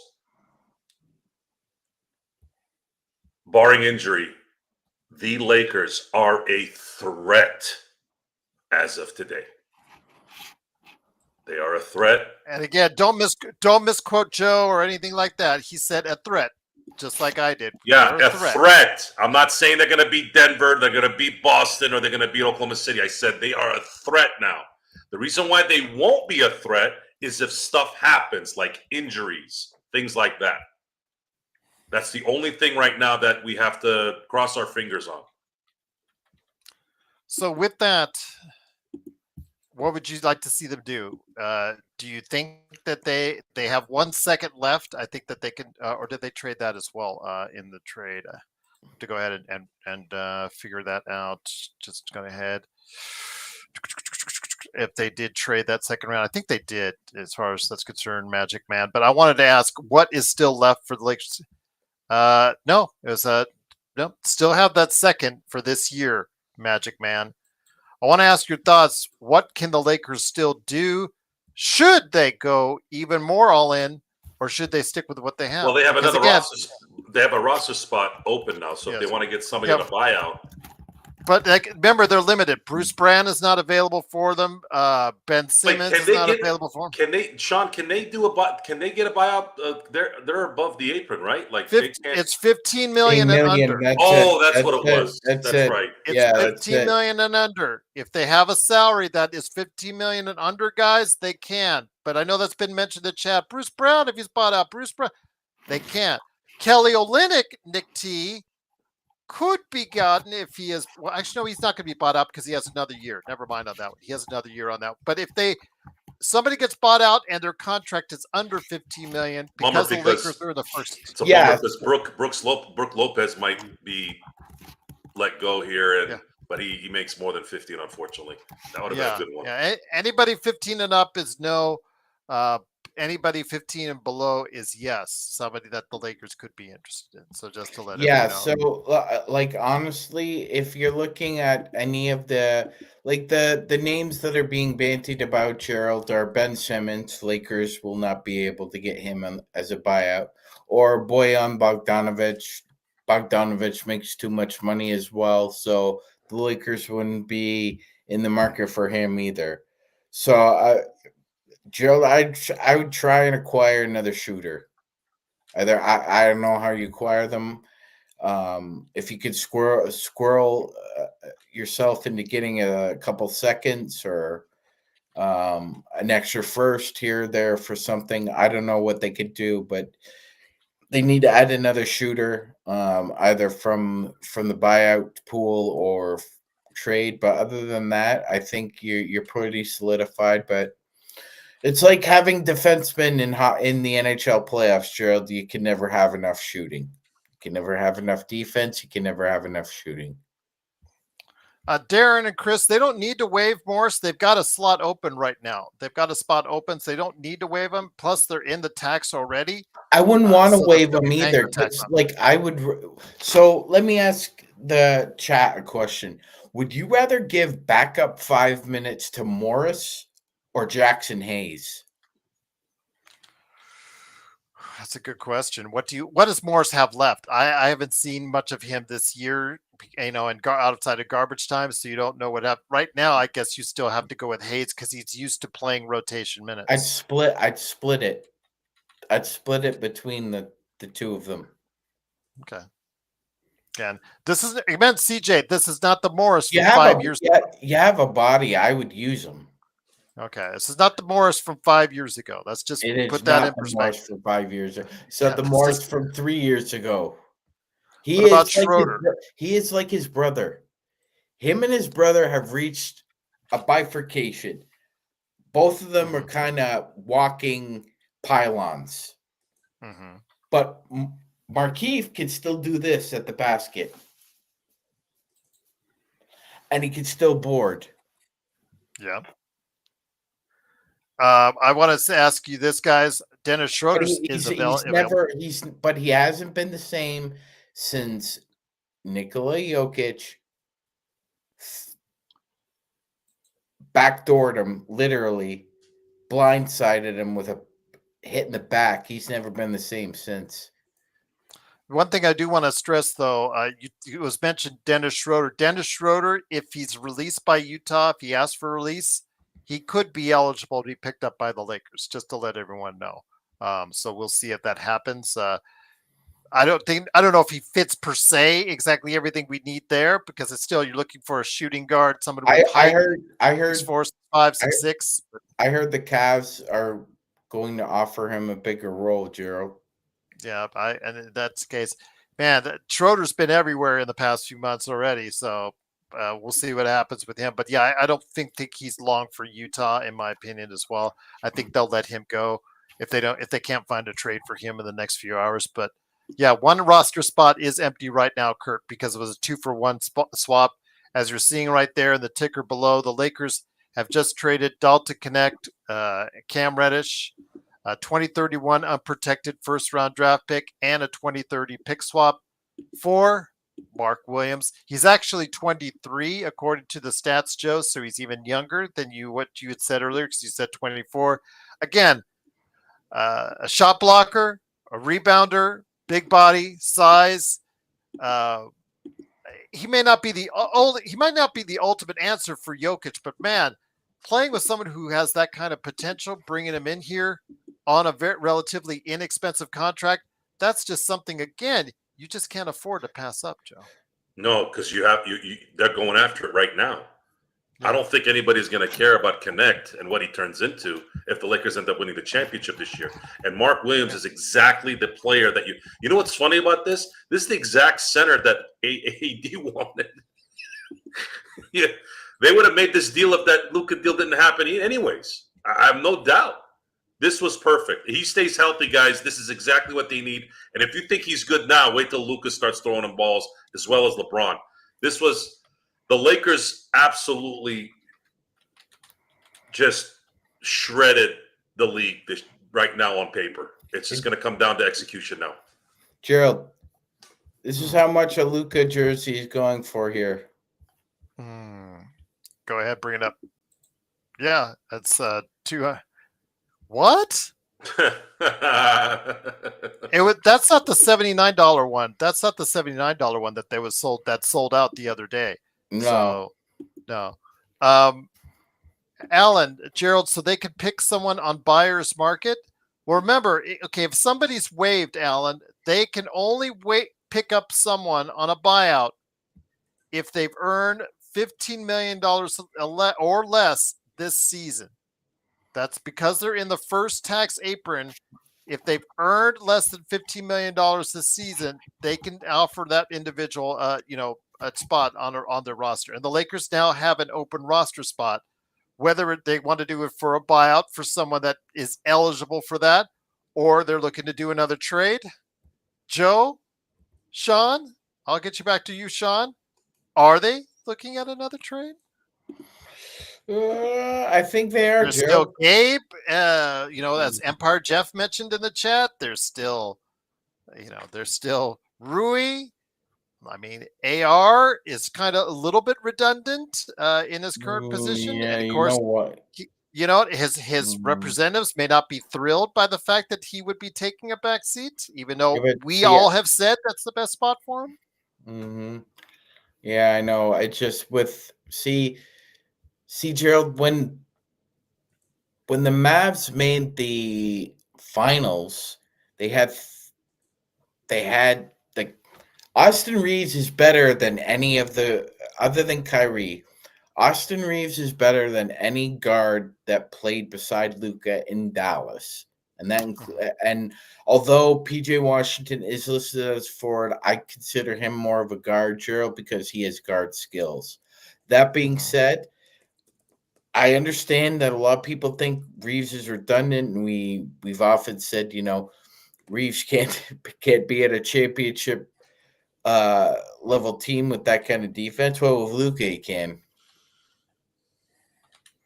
Because Ali, I actually see Gerald. I actually think there's going to be quicker chemistry between Luka and Reeves than Luka and LeBron. Personally, yeah, Ali, we can't get Simmons, so I don't even know why I want to waste too much time on it. Because and then Ben Simmons, you got to remember, he's had all those back surgeries. What is left of the man after all these back surgeries? What is left of the player? And he doesn't help your shooting at all. He does facilitate, but you already have two of the best facilitators on the planet on the same team. He does play defense. I will give you that, Ali. But yeah, he wouldn't be something that we would be interested in unless he becomes available as a free agent during the summer. Maybe we pick him up for the MLE or a minimum. You have to decide there. But yeah, it really doesn't really fit very well right now to what we're doing. We need I mean, like most teams, Joe, we now need to focus on the guard or even more, a little bit more size, what have you, because again, Jackson Hayes is still there. But that's fine. It gets a little closer. Fine. He can play his role in depending on matchups. That's great. And you have to also factor in that he is going to be playing with Luka. He is going to play better with Luka. It's just he'll play a lot of pick and rolls. We got at this point, all the talking is done. Absolutely done. Now it's time to perform. But yeah, a defensive-minded guard would be helpful for the backcourt. Oh man, I don't even. I'm gonna give credit to Darren on that one. Even when we throw him compliments, he'll probably snap at us. But yes, Darren mentioned that a defensive-minded guard is something that we need, and I would. It's someone in the buyout market. That'd be great to get, so that you can use them during the regular season. But this team is set for the playoffs. There's going to be a 7-man rotation that's going to be playing game in, game out, and it's set. It's already set. It's going to be Luka, it's going to be Gabe, it's going to be DFS, it's going to be LeBron and Williams, and then you're going to have Rui and AR consistently being the rotation, with a couple of guys like Jackson Hayes and whatnot throwing in there every now and then. That's it. This is the 7-man rotation is set to make a run here, guys. If these guys stay healthy, they are going to be scary. They are going to be scary. I'd rather not trade anybody anymore right now. I'd rather, because there's a chemistry here. There's a flow going. You don't want to mess that up. And guys like Mark Williams and Luka only enhance what they're doing. Their games will complement their game, the way they've been playing, even more. Man, wow. I am beyond impressed. I would not start Vando. I would not start Vando at guard though, guys, because again, he just cannot shoot or score. And that's why I didn't mention him in the 7. You'll be able to use Jackson Hayes and Vando in spots, but he can't. You saw both those guys get exposed in the playoffs, guys. If they can't score, it's just going to be very hard for them to be effective. However, they are going to be valuable during the regular season. Go ahead, Sean. I'll shut up. Go ahead, Sean. Never shut up, Joe. He did when Luka got traded. Yes, he did. That was the only time I've ever seen the man silent. Anyway. Empire Jeff said it best. Bronny James may win a chip. But Gerald, the big jump. See, and I'm glad both you and Joe brought up Vando, because this is a great opportunity for people to explore the difference in potentiality. We hear that word a lot, don't you, Joe? Don't we? Potential. Oh, he has the potential. Yes. Mark Williams improved offensively so much so that you can't take him off. You can't play him off the floor anymore, Gerald.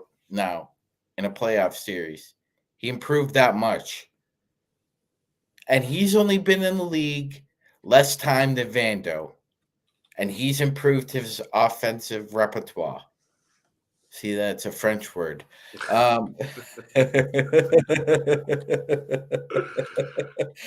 And he's got some tools on his belt that Vando doesn't. And that's why you need to include Williams in like a core 7 for a playoff run, because you can't play him off the floor. But like Joe said, you could play Vando off the floor. Like Gerald said, you could play Vando off the floor. Stone said it. You could play Vando off the floor. You can't do that with Mark Williams now. Yep. Corbin is suggesting Hardaway. Hardaway doesn't play good defense, though. I mean, he is Not streaky. anymore. Yeah, just ask the We Talk Mavs guys. Listen to them for about 15 minutes. They are Tim very Hardaway insightful Jr., on. yeah. Yeah. So, Darren, Ali was just talking about Simmons offhanded. But again, don't worry about Simmons. Simmons is not coming to the Lakers, at least not until he becomes a free agent. Then he can decide to do what he wants. But yeah, we'll just leave it at that. But yeah, again, there's still an issue of defense on this team as far as on the perimeter. But I don't DFS and Vando, Joe. I mean, obviously that helps your defense tremendously the way they've been playing as of late. DFS, I hope again he elevates himself to being a little bit more of a scorer. But even if he doesn't, you've got Luka and LeBron to make up for it. As long as he can shoot and continue to shoot the way he's doing right now, around 40%, I think that will keep him on the floor because his defense has been pretty solid. But that shooting guard with Christie gone, where do you think they need to go next? Because again, the perimeter defense is the only thing I see as far as now is the glaring weakness. Maybe a little bit more size, but again, even with that, what Darren was saying, defensively, perimeter help might be needed. They still have time. It's over. People said don't get greedy. People say don't get greedy. No. And When you're a Dodger fan, you get greedy. You win a championship, then you sign everybody. And by the way, most of those people that signed took less money too on top of it. No, you don't. This is not. We're not the Lakers and Dodgers are not in the settlement business. They're in the greedy business. Okay, LeBron James has a title to win, and I'm not talking about championships. Really, I'm talking about all-time title. And right now, within the last 4 days, Rob Pelinka essentially told LeBron James, "I'm going to give you one more shot for screwing up the Westbrook thing. I'm going to give you one more shot." And that's what he gave him. I mean, he gave him the biggest shot I've ever seen.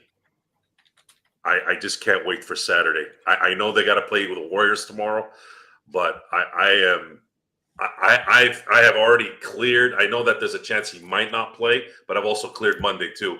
ESPN thinks. Well, no, ESPN thinks that he is. ESPN I believe he is because he was slated to come. Flexed. Yes, they flexed the game in. So that means they probably have good information that he's going to play there. But that was said before. He was going to play on the 8th if he was still in Dallas. Hey, beyond that, dig this. This is the first time in Lakers history you're going to wear the home Sunday whites on a Saturday. Wow, I didn't know that. On a Saturday, you're wearing the home Sunday whites for Luka's first game. And it's only fitting. He should be in the white his first game. I agree. I don't believe it. I can't believe this is happening. Ali is asking a question here on the Kings. Why would they want to go with the Chicago Bulls West and bring back a reunion for DeRozan and Levine? They did get a lot of picks, by the way, for that. So They Ollie, want their audition. So those two guys are going to finish the game in the fourth quarter, Gerald. But quite honestly, this is the Kings.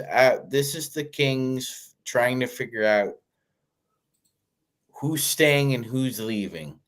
yeah, And they're looking real hard at Keegan Murray and Keon Ellis because for whatever reason, Murray thrived under Mike Brown.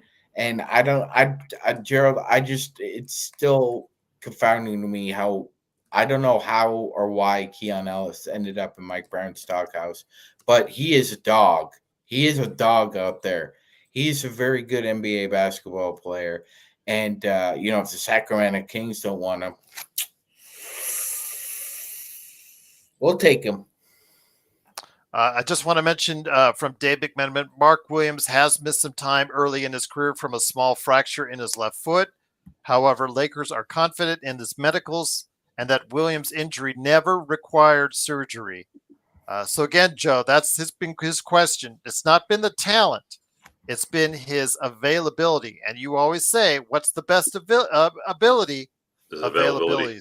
So he had a back issue too that's healed. Mm-hmm. So this is it. This is his chance to. He is on he has 2 years left on his contract. He's going to likely play his rear end off to get a big contract and be a part of what could be a run of riches, and not only in money but also in notoriety and also championships. This I did not in any.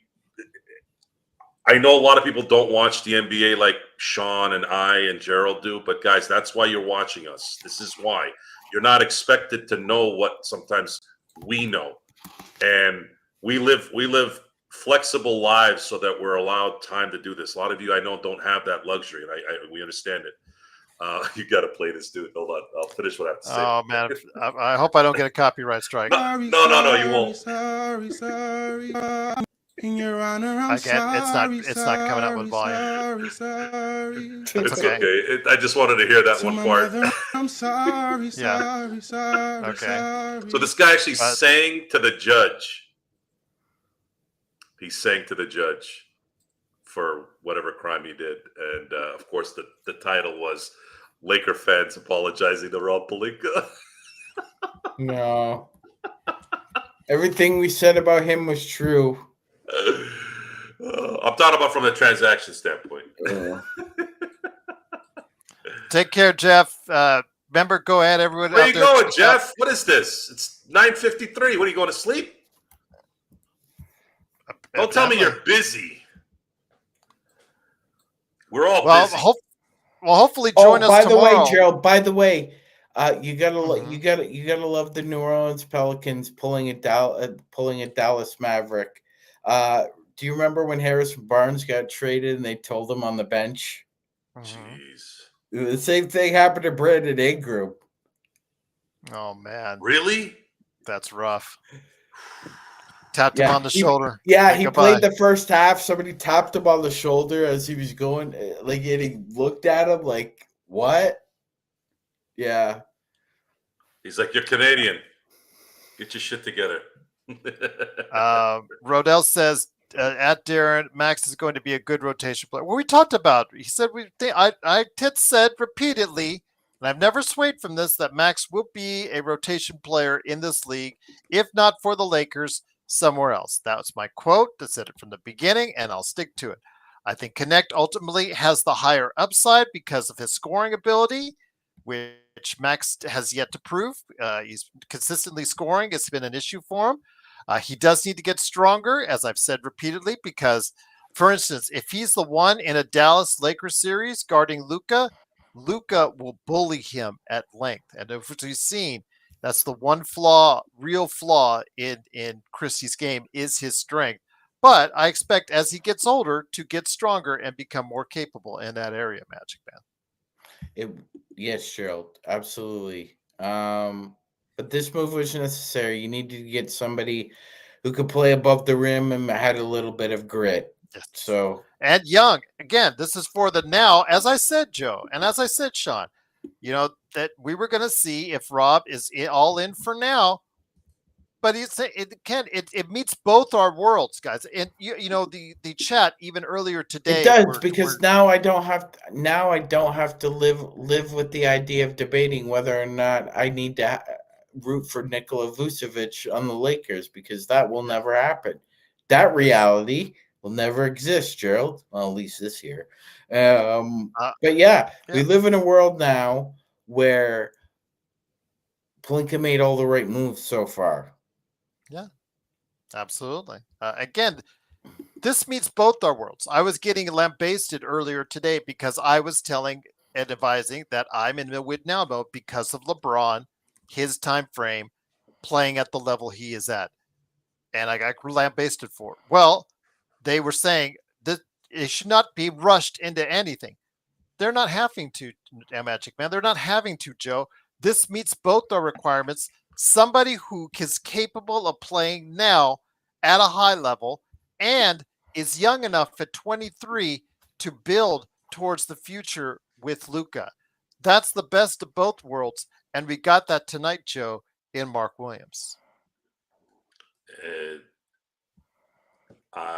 would, when you construct the perfect team for someone like Luka, who I don't know if a lot of people watch Luka play. It seems I think. See, Norm doesn't even like it now. Norm, the Luka trade, I guess didn't. I'm pretty sure they said the Luka trade he didn't like. But I don't Folks, know. Maybe just to wrong, put it in Norm. perspective. Now he doesn't like this trade either. Look, but just put it in perspective, okay? When AD was acquired in 2019, there were pundits saying that the Lakers wouldn't make the playoffs that year. Make the playoffs. The Lakers ran that entire year at an optimum level. COVID put a break on it, but they actually got better in February and March. They finally started beating some of the bigger teams. Right before the shutdown, they beat the Clippers and they made Milwaukee. They were playing stout all year. Break still kind of had a little lull in those 10 games before the playoffs, but then as soon as they got in the playoffs, they ran shot. They ran game. They did not ever slow down that year, other than that 10 games kind of reprieve, whatever it was, to get themselves ready for whatever was coming, and they went ahead and dominated that whole run. It's not. We're looking at this from what we watch. We know who these guys are, and I'm not even watching as much NBA as I used to, dude. I would have probably thought about Mark Williams if I watched enough basketball like I used to. But this came out of nowhere, and it seems like that's what Rob does. It comes out of nowhere at this point. And whomever they get whatever they get else, it doesn't matter anymore, really. You can only play 5 guys at a time, and the rotations shrink in the playoffs. So I'm looking at this from, obviously, if you want to run a nice 9-man rotation between now and the end of the year to keep people fresh, hell yeah, that's exactly what you're supposed to do. But then once the playoff starts, guys, the volume is going to get turned up, and the guys that are in charge now, remember, guys, I'm going to keep telling you this. The Lakers got 2 things that they didn't have with AD. Number 1, they had a guy that could control the game. AD could never control the game. Number 2, Luka is the clutchest player in the NBA. Sorry, De'Aaron Fox, I know you got that award before. Sorry, that award means nothing if you're not giving it to Luka. Luka is the most clutch player in the NBA right now, and they just solved that problem, which that's been the problem with those guys. They haven't been able to close out those close games a lot. Now they don't have to worry about it. They're going to be scared to death now, the LA, as soon as Luka has that ball, because he can shoot it from anywhere, anytime. He can get to the elbow. He can get to the paint. He can pass it at the right time, and he's got the horses around them to make the shots and get to the basket. Let's go, baby. Let's go. Ollie, the only way they would ever be able to get Cam Johnson is if they gave up, I think, both AR and Rui in a package. Folks, in order to it's closed. It's very likely it's closed. The Lakers do not have any more assets. They don't have any viable draft capital now. They have expended it all. They are ready to make a run. You blew your wad on the right guy, Gerald. You blew your wad on the right guy. Yes, Homelander, you can, but you can't attach picks to it, or you cannot. You just correct, Joe. You cannot for Max. If you trade Maxi Kleber, He's got to be cannot, for one. Yeah, he can't put attachments to it. You can't yeah. expand a trade. It has to be 1-for-1. And no one's going to take Kleber. He's a horse that's going to the glue factory right now. Yep, and another year on his contract. Unless GM wants to.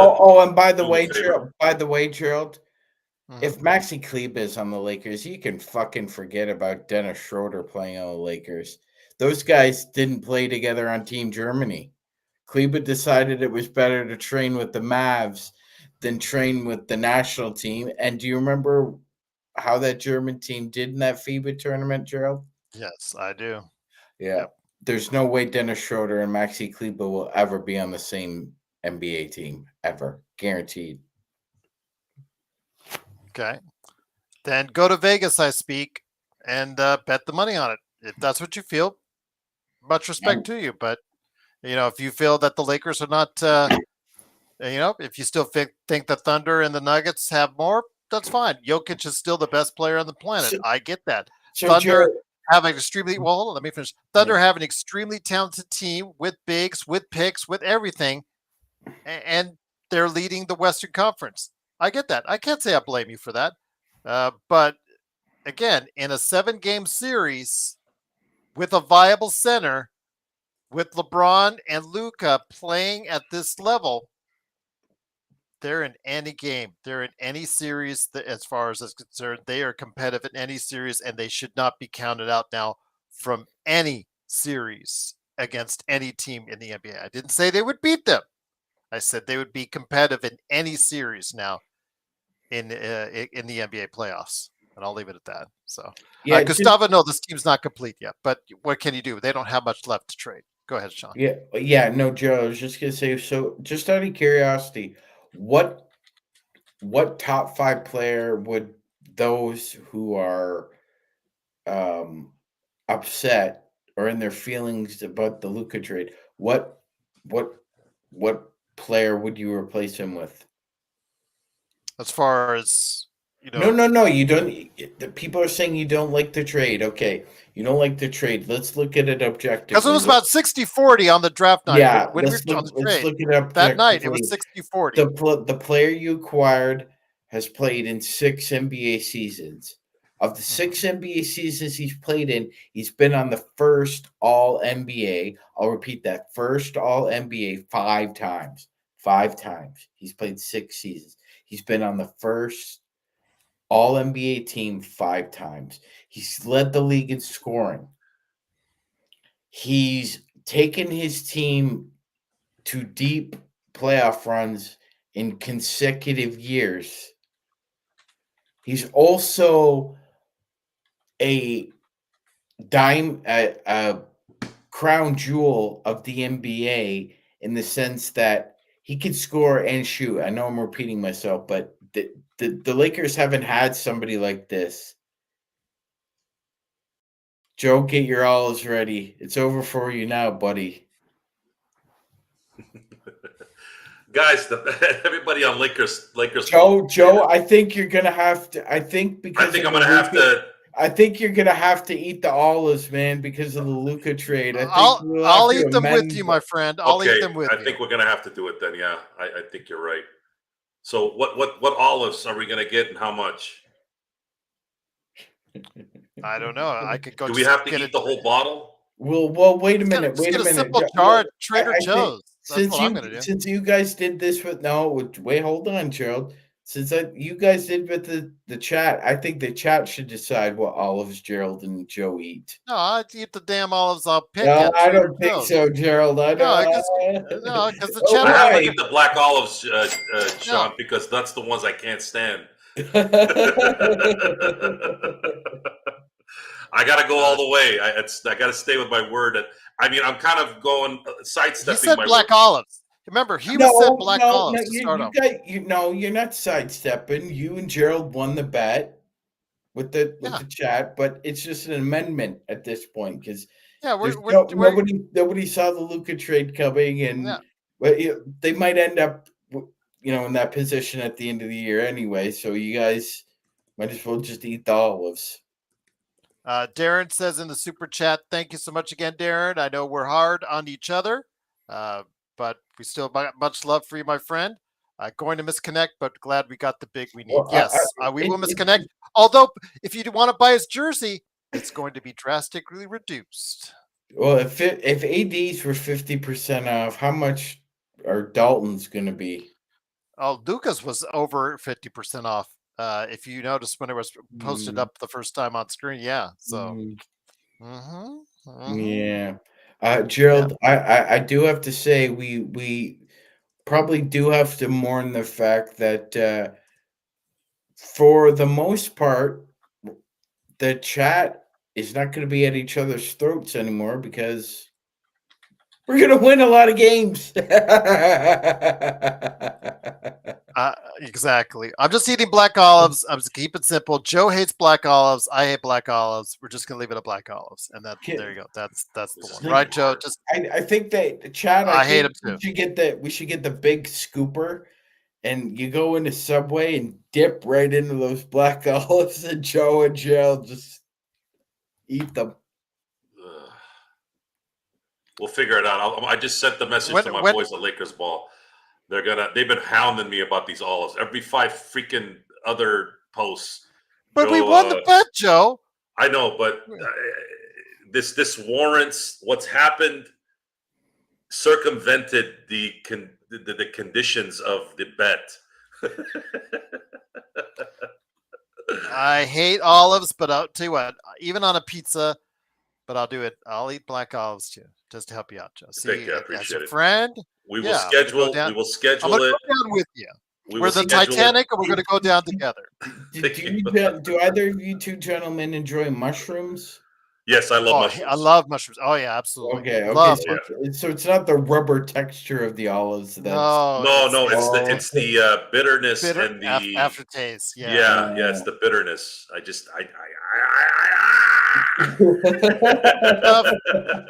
I'm just gonna buy a $2 jar at Trader Joe's or Walmart or somewhere, Smith's or whatever. And that's gonna be. I'm just gonna. I can handle green olives, but that wouldn't be a punishment. It's the black ones that my mouth just does not like. Yeah, yuck. We'll grow on all the positive things going on. You eat with your nose, so your nose receptors are they hate the black olives, Joe. But Xbox, if you could still jump on, man, we still want to hear your thoughts. If you can come on, I'd love to hear your thoughts. I know Zach couldn't make it tonight. Get off that nude Bondi Beach and come. Well, I wouldn't ask you to do that. Yeah, you wouldn't be leaving. Your ass wouldn't be here, Sean. Just shut up, man. All right, yes, you're right. You'd be like, yeah, you'd be like staring at the beach, and you'd be like, yeah, Xbox, go ahead. They're waiting for you, man. I'll catch up with you later, buddy. Xbox have a good one. Mark is going to have a little bit more juice. He's going to have a little bit more juice when he is in Surfer's Paradise when he's congregating next. Indeed. But, see what you did there, Darren, olive oil doesn't bother me. Olive oil, I put olive oil on all my food. My pans when I'm making eggs. I don't mind olive oil. It's different. Let me go ahead and bring up the roster as it stands right now. And again, Jovan Buha has stated the Lakers have officially gone all in on this season, as I said, and the Luka Doncic LeBron James pairing. As I said, they traded AD, Max Christie, and Dalton Connect, and both of their tradable first-round picks. So yes, there you go. Pretty obvious tweet right there, Jovan. But let me go ahead and bring you guys up to speed on the actual particulars for the roster as it stands right now. I'm going to go ahead and bring that up for you here in just a second. But yeah, tell us, Joe, your thoughts on this roster as it shapes out. There's still, you said that's it. I would believe you if that's it, because really there's not many places they could go or not many assets they give unless you start thinking about, AR and his, future with the Lakers, because even though, again, you and I think that he is a perfect sixth man, he may not think he's a perfect sixth man because he is averaging 18 and 6 on the season. He's one of only a few players in the NBA to do so. So that being said, I think there is that in the back of our minds, but this team is going all in, Joe. So we'll see what happens. Here's where they stand. There is no urgency anymore now. If somebody calls them and says, "Hey, we want Austin and we'll give you X player," and it's someone that would be wow, it'd be a wow factor, then yeah, sure. But there's no urgency anymore. This team is set to do what it needs to do, and all that can stop it is injuries. That's the only thing that could ruin this is injuries, and that's it. That's all that's left. They have enough depth. They have enough starting player power in perfect positions. It's what can you say, man? I think the starting five should be DFS. DFS can play the 4 and the 3. I don't know if Rui can play the 3, and I don't know if LeBron can play the 3. So my preference would be to put DFS at the 3 and put LeBron at the 4, and then you can use Rui. Again, matchups should dictate this. If you guys remember, Frank Vogel, he used different lineups sometimes. In that game 6 in the finals, he switched out Caruso from the bench to the starting lineup in that game, and you saw what they did in the first half. They absolutely just bum rushed Miami. They couldn't do jack squat, and they were up 30 by the time the half was over. So, yeah, absolutely. Go ahead, Sean. I'm just giving an idea of everybody there, but go ahead as far as on the roster. Yeah, no, Gerald, I was just gonna say Luka's a headhunter. Mm-hmm. He's a headhunter. He's going to exploit matchups. Yep. And it's like having a great line in football. Mm-hmm. If I have a great line in football, I really only need to run like 2 run plays, like an inside zone and an outside zone or trap, right, Joe? And if you can't stop me, I'm just going to keep running the same 2 plays over and over again until you figure something out. And that's kind of what I love about Luka, is that he, like we were saying, it's his team. I call him Mozart because he runs the orchestra. He is the conductor of the orchestra, and it's going to be a matchup driven offense rather than running inverted Spain pick and rolls or dives with a trap in the mid range. You're going to see a lot of just going after matchups over and over again. And Gerald, let's be honest about this as well. This is kind of they're going to be using games as practice. Yeah, to get continuity together, chemistry together. That's going to take a little time to work with each other on that.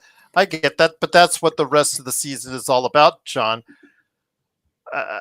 The only thing, again, that scares me, I mean, they fixed a little bit of their rebounding issues and woes, obviously bringing in a double-digit player, again, with Mark Williams. Could they use a little bit more beef along the front line? Yes. Could they use a little bit more defense along the perimeter? Yes. But right now, it's a team that can play with anyone. I think that team is capable of playing with any team in the NBA. I feel more confident in saying that. I couldn't have said that before, Joe, this time last week with what they have or looked like what they were going to get. No, they were stuck, guys. If you go back to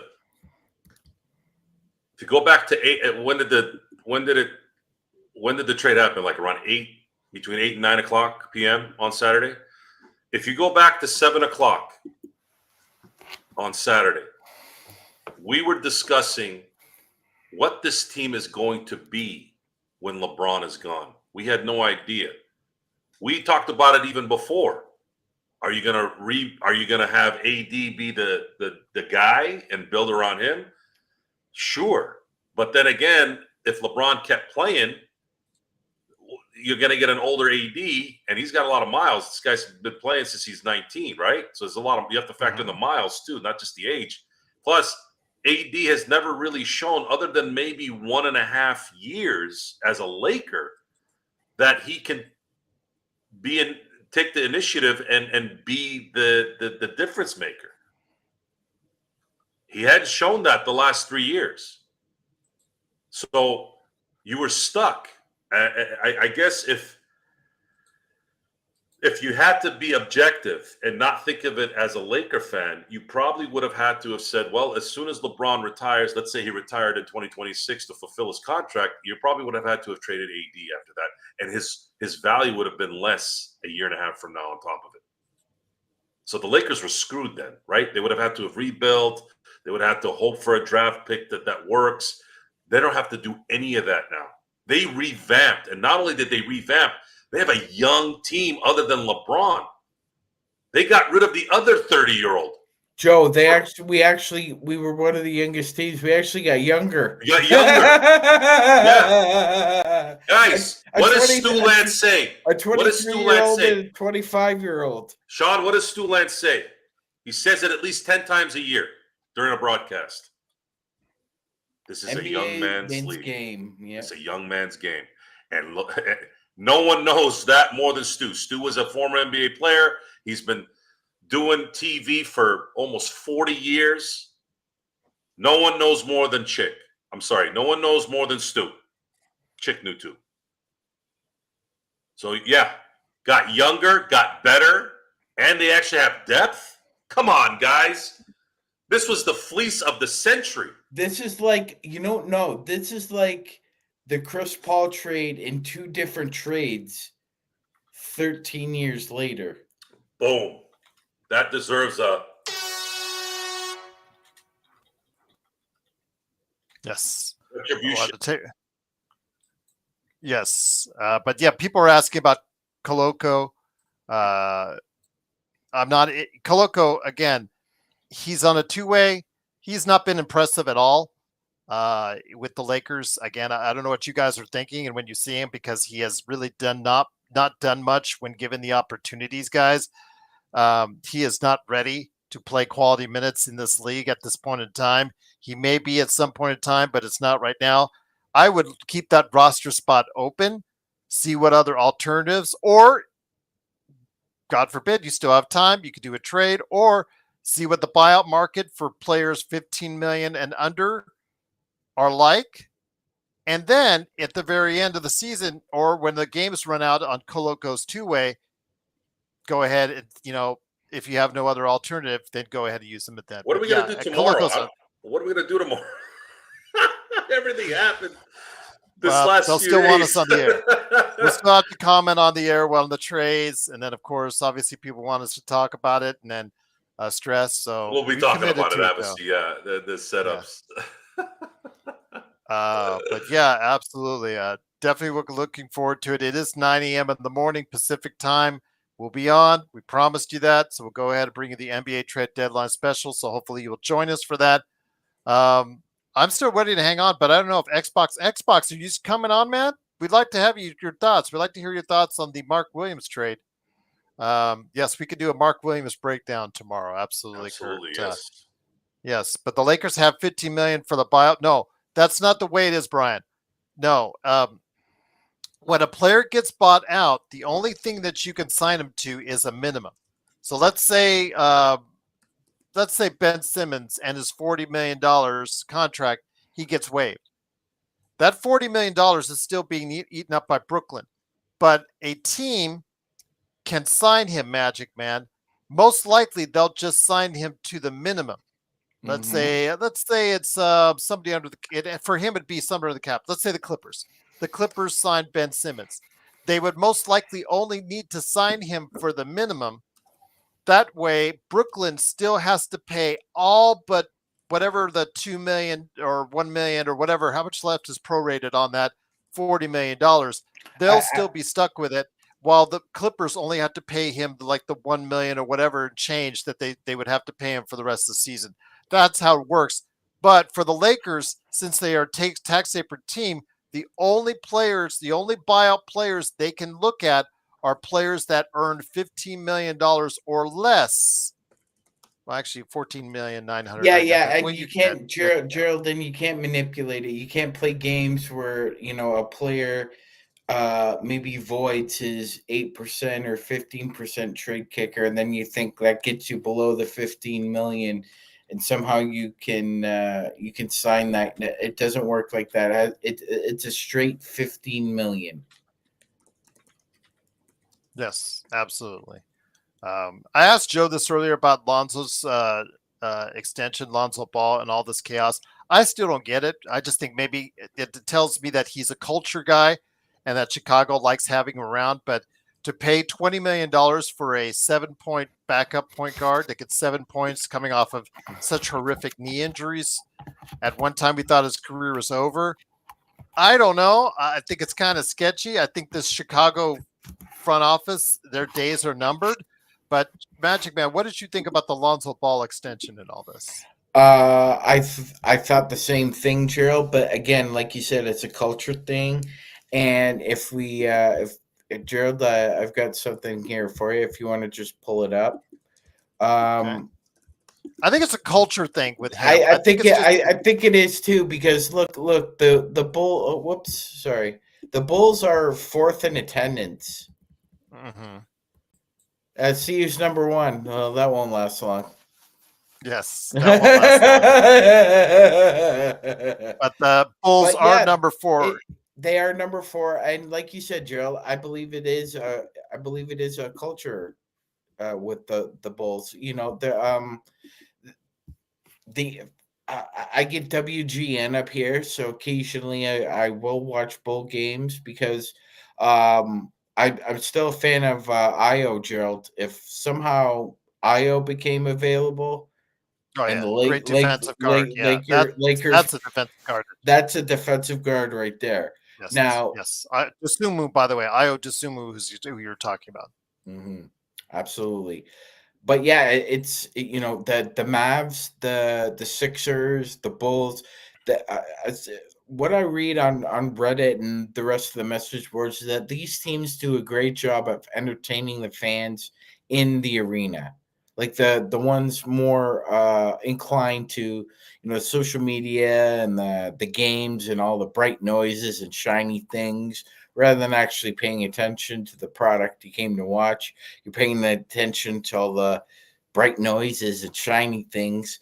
And they do a good job of that by keeping the fans distracted from the piss poor product on the court. And I think you're right. I think it's more of a culture thing, Gerald. They haven't traded Colby White, who's a fan favorite in Chicago, but Colby White, I think, would spread his wings if he was on a decent team, Gerald, or a contending team. I think he would end up being a different player. But yeah, I mean, and by the way, that extension doesn't preclude Ball from potentially being traded. But like you said, Gerald, it makes me wonder, who would want to trade, especially with that kind of term for a player who's has a long laundry list of injury history. There's Jovan Buha, who has not been right very much so far this trade session right now. He doesn't look like he has a really an inline to the organization as much as he thought he would thought he did 2 weeks ago. But still, he's stating in terms of remaining assets, they could realistically be moved by the 12 p.m. deadline on Thursday. The Lakers have Maxi Kleber's salary, which is $11 million plus one more season. Christian Wood, who has got an expiring for $3 million. Shake Milton, he has a non-guarantee after this season. He makes right around $3 million. The 2025 second round pick, 2026 and 2028 first round pick swaps, Joe. Just wanted to let you know that. They could technically still move Rui or Gabe or AR but his understanding is that they want to preserve the core of the rotation as much as possible. Now, he's been wrong before, Joe, in the past couple weeks, so I'll leave it at that. But neither player could likely net them much anyway with limited draft capital remaining. Williams replaces their ninth man and jumps into the starting lineup. So there you go. That's the asset they have left. Of course, the biggest asset is still Austin Reeves, which he neglected to mention there. If somebody really wants Austin Reeves, I think he could be gettable, but of course, you don't have anything really outside the swaps to go ahead and do it. But again, I think that the Lakers are pretty much settled at this point in time, and we'll have to figure out the stuff along the fringes, maybe with whatever buyouts they can get. Well, it looks like Mr. What is this? Brett Siegel says the Lakers may not be done before Thursday's afternoon's deadline. Let's hope not. I I don't know hope if not. that's a little generalizing. A little generalizing. Jovan says they're essentially done. Brett says they're not. Why don't we get really greedy? Why don't we get really greedy? Well, Thameless Rui, Vincent, Shake, okay, plus Christian Wood for the 26, 28 first round swaps for Jalen Suggs. But the thing is, Magic, he's one of the best defensive guards in the league. Oh, and I know it'd be lights out, Joe. It'd be lights out. I could put Suggs, DFS, and JV and Hound, all your perimeter guards at the top of the Western Conference. Just don't ask him to shoot threes. It's kind of still kind of funky at this point. I mean, which as Orlando sees, but yeah. Darren says, who cares? Lakers will smash the Warriors if they have the audacity to come out and play. Tomorrow, we don't know what kind of roster we're getting tomorrow, but Neither does Golden LeBron State, will still be there, and hopefully neither does Golden State. At this point, because they got a lot older today with Golden State got older and not really a whole lot better, in my opinion. And the Lakers got younger and better. I mean, Jimmy Butler, I don't know, 35. It's the Golden State checkers versus the LA chess. Well, they're little like I'm not prone to do it, but I'm such a big David Bowie fan. I'm almost inclined to play a 24-25 Warrior season prospectus, Gerald, so far with the song Golden Years by David Bowie, because I think it would fit this old over the hill.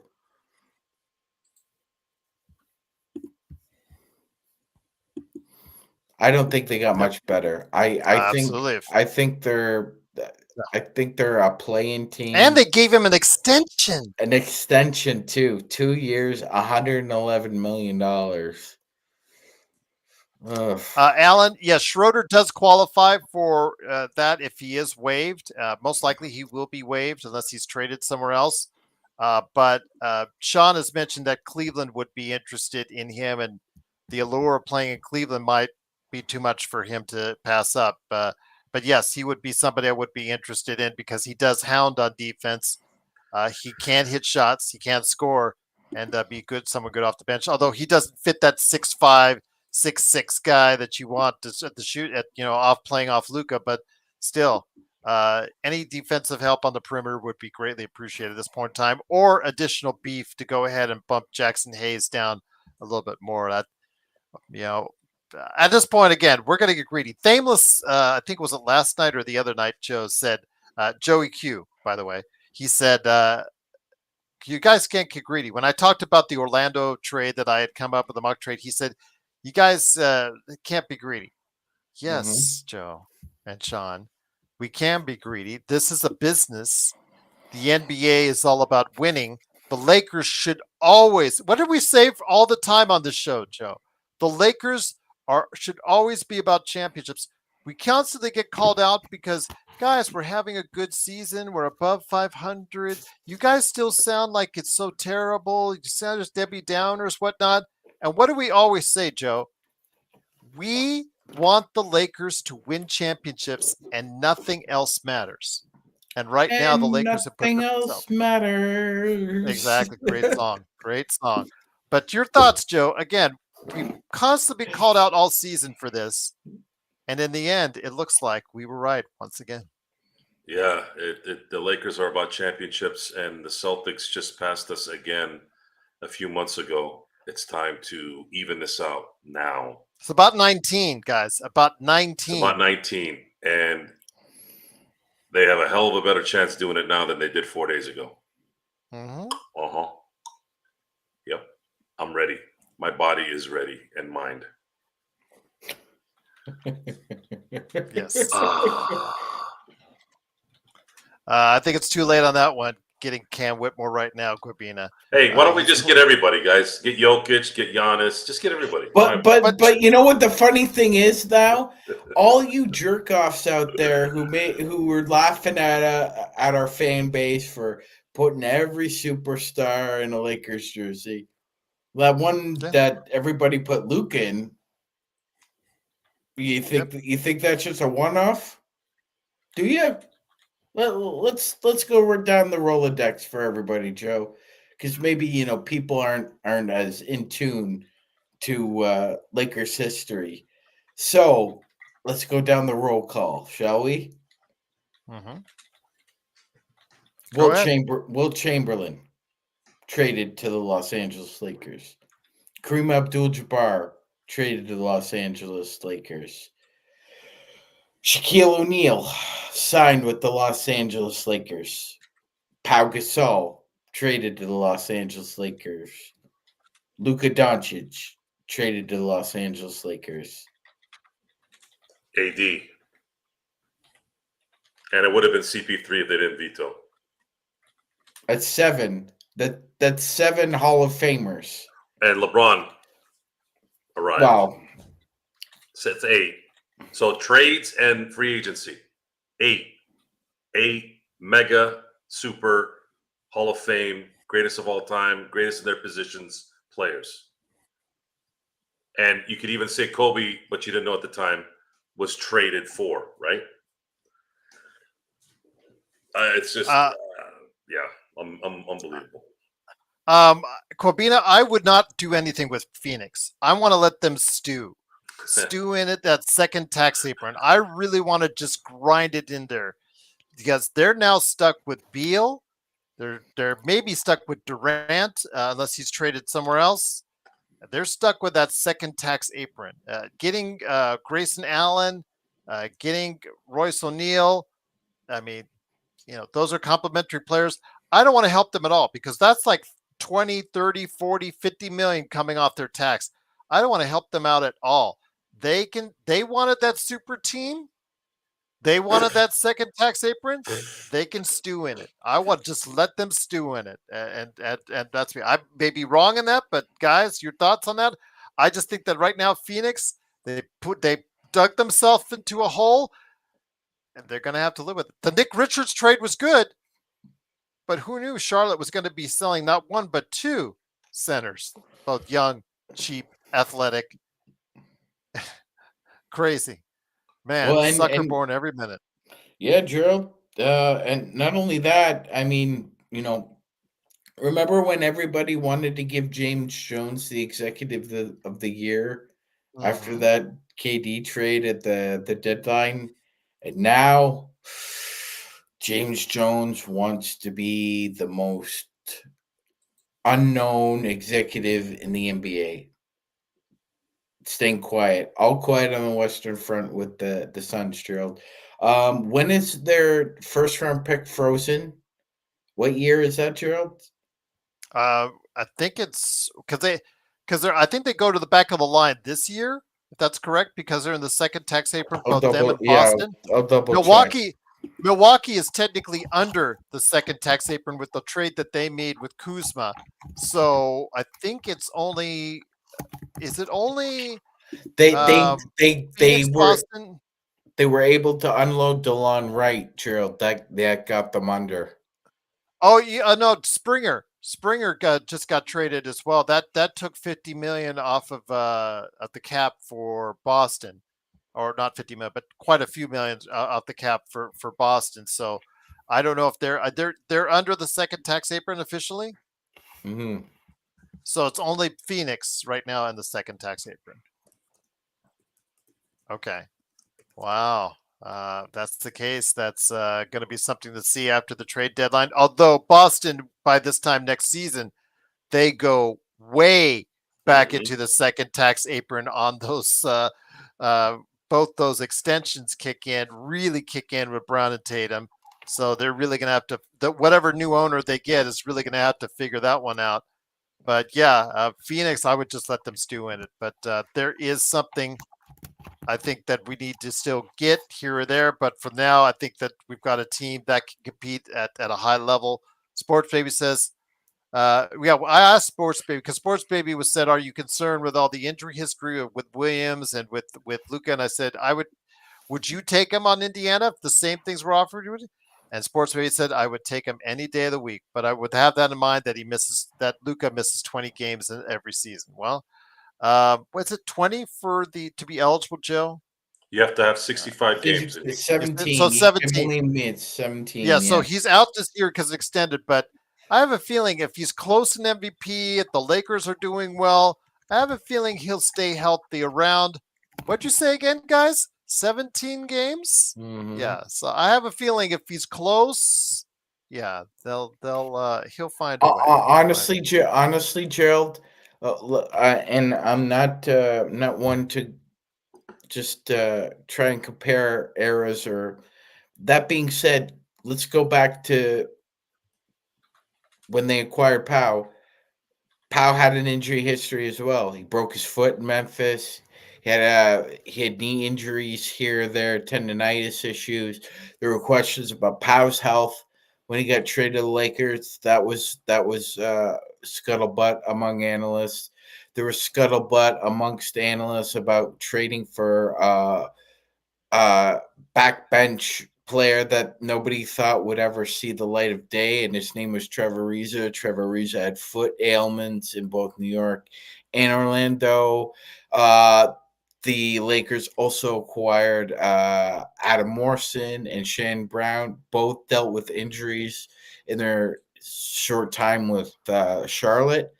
And as we move forward, basically 16, 17 years later, Gerald, there's concerns about Luka Doncic's injuries and his conditioning, and there's concerns about Mark Williams. I've heard this story before. Like Joe said, the only thing that can derail this is injuries. But why don't we try putting on a hat where, because they're in a new environment, we're not just going to go off what they did. Because what happened in the past doesn't matter anymore because you're a Laker. I don't care what you did in Charlotte. I don't care what you did in Dallas. This is LA, baby. This is LA. Jeremy, just to let you know, Mark Williams was a first-round draft choice by Charlotte. He was always projected to be ahead of Nick Richards, but that's not meaning that Nick Richards is a slouch. Actually, when you look at it, Charlotte up until this, few weeks ago, 3 weeks ago, Joe, had one of the most admirable center tandems in the league in Nick Richards and Mark Williams. And in recent days, they've gotten rid of both their young, talented, inexpensive centers. Again, I'm just blown away by how that some individuals just run a franchise at this point, Joe. Because you and I have this conversation. Let's say we're running Charlotte. Let's say Magic Man, we're all on the board, Charlotte. That thought wouldn't even cross our minds as far as it's concerned. Because center is the one position that they had depth on for years to come. And now in the span of 2 weeks, they've blown it. And Have to rely on Taj Gibson, who's 39, to play center. There you go. Oh, absolutely. Some owners are just not interested in winning. They just want to make a profit, and that's what they're doing. Yeah. Because they could have they were not winning. They could have kept this core together, and then if they had won the lottery, could have gotten the best player in the country right now, and maybe had a shot to start competing much like Detroit is right now. Just, I don't know what they're doing over there, guys. I told you guys, I don't know why they gave that franchise another shot. They should have never brought the team to Charlotte again. They should have figured out a way to go somewhere else. And I still wish Vancouver had a team. Brian, actually, yes, they had always Williams was always the way he was picked, the way he has played to slightly better than Richards. Richards is also a little bit more rugged, but they're both double machines. They both can get you that and average that on the season. Yes, Charlotte. Well, actually, you're incorrect, Brian, because Charlotte did not choose Williams over Richards. They did when they were playing together, but ultimately they chose to send them both packing. Yeah, they chose to send them both packing. They chose first round picks over Nick Richards and Mark Williams. Yeah, so they sent them both packing. So in essence, they got rid of both of them. So they didn't choose one over the other. They chose to send them both packing, which again blows me away. Yes, he is a lob threat, Jeremy. Yes, go look at the highlights. He is a lob threat. He's athletic. Injury issues are his deal, which I think that's the reason why Charlotte decided to go ahead and say, you know what, we're just like Luka. Conditioning, injury issues, what have you, is obviously the key with Mark Williams because he's not played anywhere near 3/4 of a season, much less a full season in his 3 years in the league. But again, 23 guys, 23 7-footer. As Kurt pointed out, he's got the longest standing reach in the league at 9'9", ahead of Wemby. Luka's gonna spread that ball like butter on toast. Yeah, absolutely. So, that's crazy. Absolutely crazy. But yeah, just a very good time for us right now. We asked if they should just go ahead and go all in or just wait till the summer, build for the future. I think we got our answer, guys. They did a little bit of both. And Gerald, I'm also pleased. I'm also pleased that Pelinka is following either his own philosophy or JJ's philosophy about the way they want to play. He immediately identified that when he had Luka, he needed to find a center who could play above the rim. Mm-hmm. Absolutely. And he, in foresight, also acquired DFS. And now the last thing you need is another shooter. You can never have enough shooting in the NBA playoffs. It's like having defensemen in the NHL. Playoffs are a long haul. You can never have enough shooting in the NBA playoffs. One more, and I feel very, very good, very confident about whomever comes the Lakers' way in the playoffs. I'll say this. JY said, you think if Rob wasn't talking down on the market so much as he did in his press conference, the Lakers wouldn't have had to give up Dalton. I think they were going to give up Dalton regardless. I think that's just one of them was going. Yeah, I agree with you. One of them was going. We couldn't keep Connect and Reeves. One of them was on their way out if we needed to acquire a center. Joe, your thoughts on that as well? What's the question? As far as, do you think that if Rob hadn't made those comments that he did on the center market being a tad bit dry, that was his exact quote, that they wouldn't have had to give up Dalton in that scenario? No, that had nothing to do with it. What Rob said about building through the draft and during JJ Redick's press conference and what he said during Luka's conference was a standard PC line of all executives to set up the eventual "wow, I didn't know that we would have that opportunity" line. Rob has slayed everything in the last month. He's getting me on board, Joe. He's getting me on board. I'm on board. I'm on board for life. He has LA privileges for life. Just the Westbrook trade, let's just leave that to the side. He could be authoring one of the best and one of the worst trades in Lakers history. If, I'm just glad that hold on. I'm just glad that the best came after the worst, and I'll just leave it at that. if the Lakers, there's a lot at stake here. There's a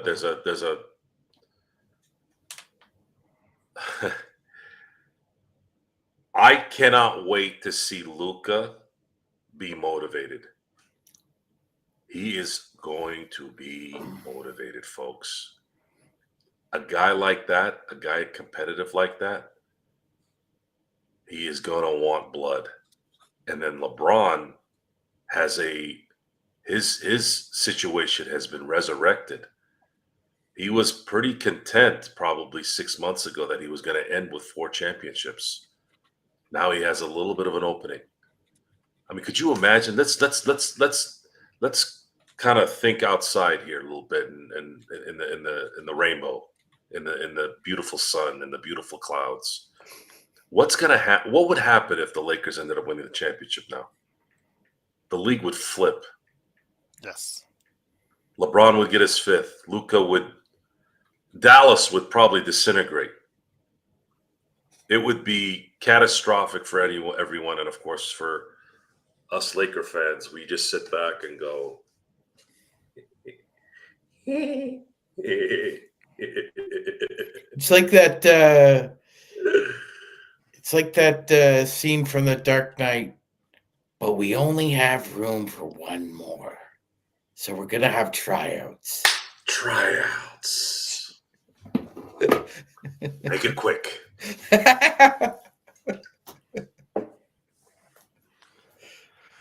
Sorry, SB, but yes, his first expected date back is on Saturday against the Indiana Pacers. So, Gerald, as we ESPN has moved the game and flexed the game into a national TV spot. Go ahead, Magic Man. yeah, Gerald. There's really no other. Knock on wood, but there's really no other earth-shattering move to happen in the NBA that they've all been made. Don't say that. Don't say that. Don't say well, I mean, very few people thought that consecutive trades would be made in back-to-back days, where Luka goes, Jimmy Butler goes, De'Aaron Fox goes. I don't think there's, and the only reason I said that, Joe, is because there's really no other situation unique as what happened in Dallas. Every other superstar that we see in the NBA is relatively content, other than Zion Williamson. Hey, we'll also see about Anthony Edwards, right? Mm-hmm. So, that being said, all the moves have been made. So OKC made their moves. They made their 2 big moves. They signed Hartenstein and they traded for Alex Caruso. So their team is set. Houston is set. They couldn't get De'Aaron Fox, so they're going to have to ride with the young guns. See how far they can go. Memphis wasn't able to secure Jimmy Butler. I don't know why Chris Wallace and Taylor Jenkins thought that would be a good idea, Joe. I don't see Jimmy Butler ever meshing with Ja or Desmond Bain or Brent or Triple J, any of the. That being said, so then we go to the top again, Denver. Denver's in a pretty much a similar situation to us. They're really up against the cap. They can't really afford to make a big move either, Gerald. I believe both Aaron Gordon and Michael Porter Jr. are both extension eligible in the next 2 to 3 years. So they're going to pay one or both of those guys, and they're getting older. So this is a prime opportunity now because there's nobody else. Those are the 4 teams. It's those 4 teams standing in the way of the Lakers. Indeed. Absolutely. But for now, Mark Williams is a Los Angeles Laker. Icing on the cake, Joe. Icing on the cake. Oh, you can't? Okay. No worries, Xbox. We'll probably close that at around 3 hours. Then we got a long day tomorrow, 9 a.m. to 1 p.m. Even though, again, it may be sort of anticlimactic, but I'll try to see if I get some Lakerholics or some other guests to come on to talk to fill the time. And Magic Man, you're cordially invited as well for our special tomorrow morning. thank you, Gerald. And I was just gonna say, Gerald, and even if Memphis wanted to get in on a big hoss like the Lakers and Warriors, they'd have to give up Santi Aldama, wouldn't they, Gerald? Yep, and Edie, probably. Yeah. I would ask my first thing I'd ask for is Aldama and Edie. And there you go. And Xbox right now would probably be Kusip, who likes Memphis a lot, would probably be, yeah. But yeah, Kurt, Laker Tom didn't even predict this one. Nobody predicted this again. It was a name that was not even out there. Not we did, not anyone else did. Joe, and Sean, but Joe, bring it back to you. This completely came out of left field. Once again, There was a guy on one of the Laker forums that I talked to that predicted this. Really? Okay. Yeah, it was essentially the 31st pick connect for Mark Williams. He said it on Tuesday. Both Williams and DFS are extension eligible next year, Gerald. I'd be shocked if both of them didn't extend. Remember though, DFS is 31. So He is, yeah. but he's also Luca's True. Boy. That's his And boy. 31 is not old. Depends I on. think I think a 2 or 3 year extension is. 3 years. Yeah, that could still work. That could still work. Yeah, bring Jay Huff back. Yeah, he's on a contract with Memphis right now. Yeah, that's one we let go. Zubats we let go. Yeah, I think it's time. I think it's time to shut the show down. I think we're yeah. No. Well, I'm not talking about Jay Huff now. Well, hey, we don't need to talk about Zubats anymore either. No, but still hurts We got nonetheless. we got Mark Williams. Yeah, I'm done talking about the past. It's time to look forward. I don't want to discuss Westbrook and all that garbage. I'm ready to start thinking about a potential title run here. Absolutely. That's just bad energy and negative energy that I don't really need right now. It's baggage, folks. It's baggage. That's a better word. Baggage. That's what Joe's talking about. Yeah, I don't give a shit what happened. Yeah, I don't give a shit what happened before Saturday. It's over.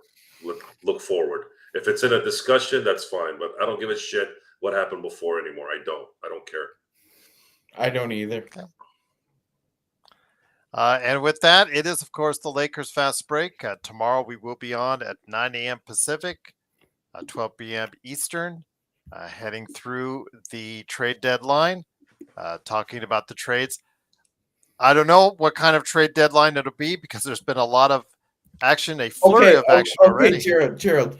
So let's there's usually always somebody that everyone knows is going to get traded on the deadline, and it happens. So who's your guarantee, Gerald? Guarantee to get traded tomorrow? Dennis Schroeder. He won't be traded. He'll be let go. Joe? No, he's still on a good contract, Joe. He's 13 mil. Somebody else might want him. Traded tomorrow for sure. Pretty much everyone got traded that I would say. Are we talking known guy? Yeah. Anthony Simons. I'm going to say Robert Williams. Okay. Because Portland has been very quiet. They've been missing all this action. There's been some talk about Robert Williams going to a contender. I'm gonna say Cam Johnson's gonna get traded to contender tomorrow. We have it on tape, so we can't scale back and not say we said it. All right. Yeah, exactly. Now they could call us out for that. Exactly. That's something they can say. But yeah, we'll just leave it at that. But yes, the Lakers are now in a much more competitive spot. We'll talk that in the days, weeks, and months to come. Is there any more action that's going to be made? We will find out if the Lakers still have one trick left up their sleeve before the trade deadline. I will be here to talk about it. Still Kessler. So it's like Kessler. Just like, If okay. you guys like Kessler so much, just go get the drink.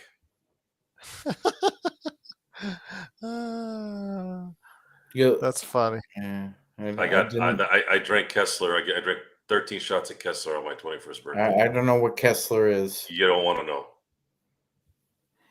Terrible, Okay. terrible alcohol.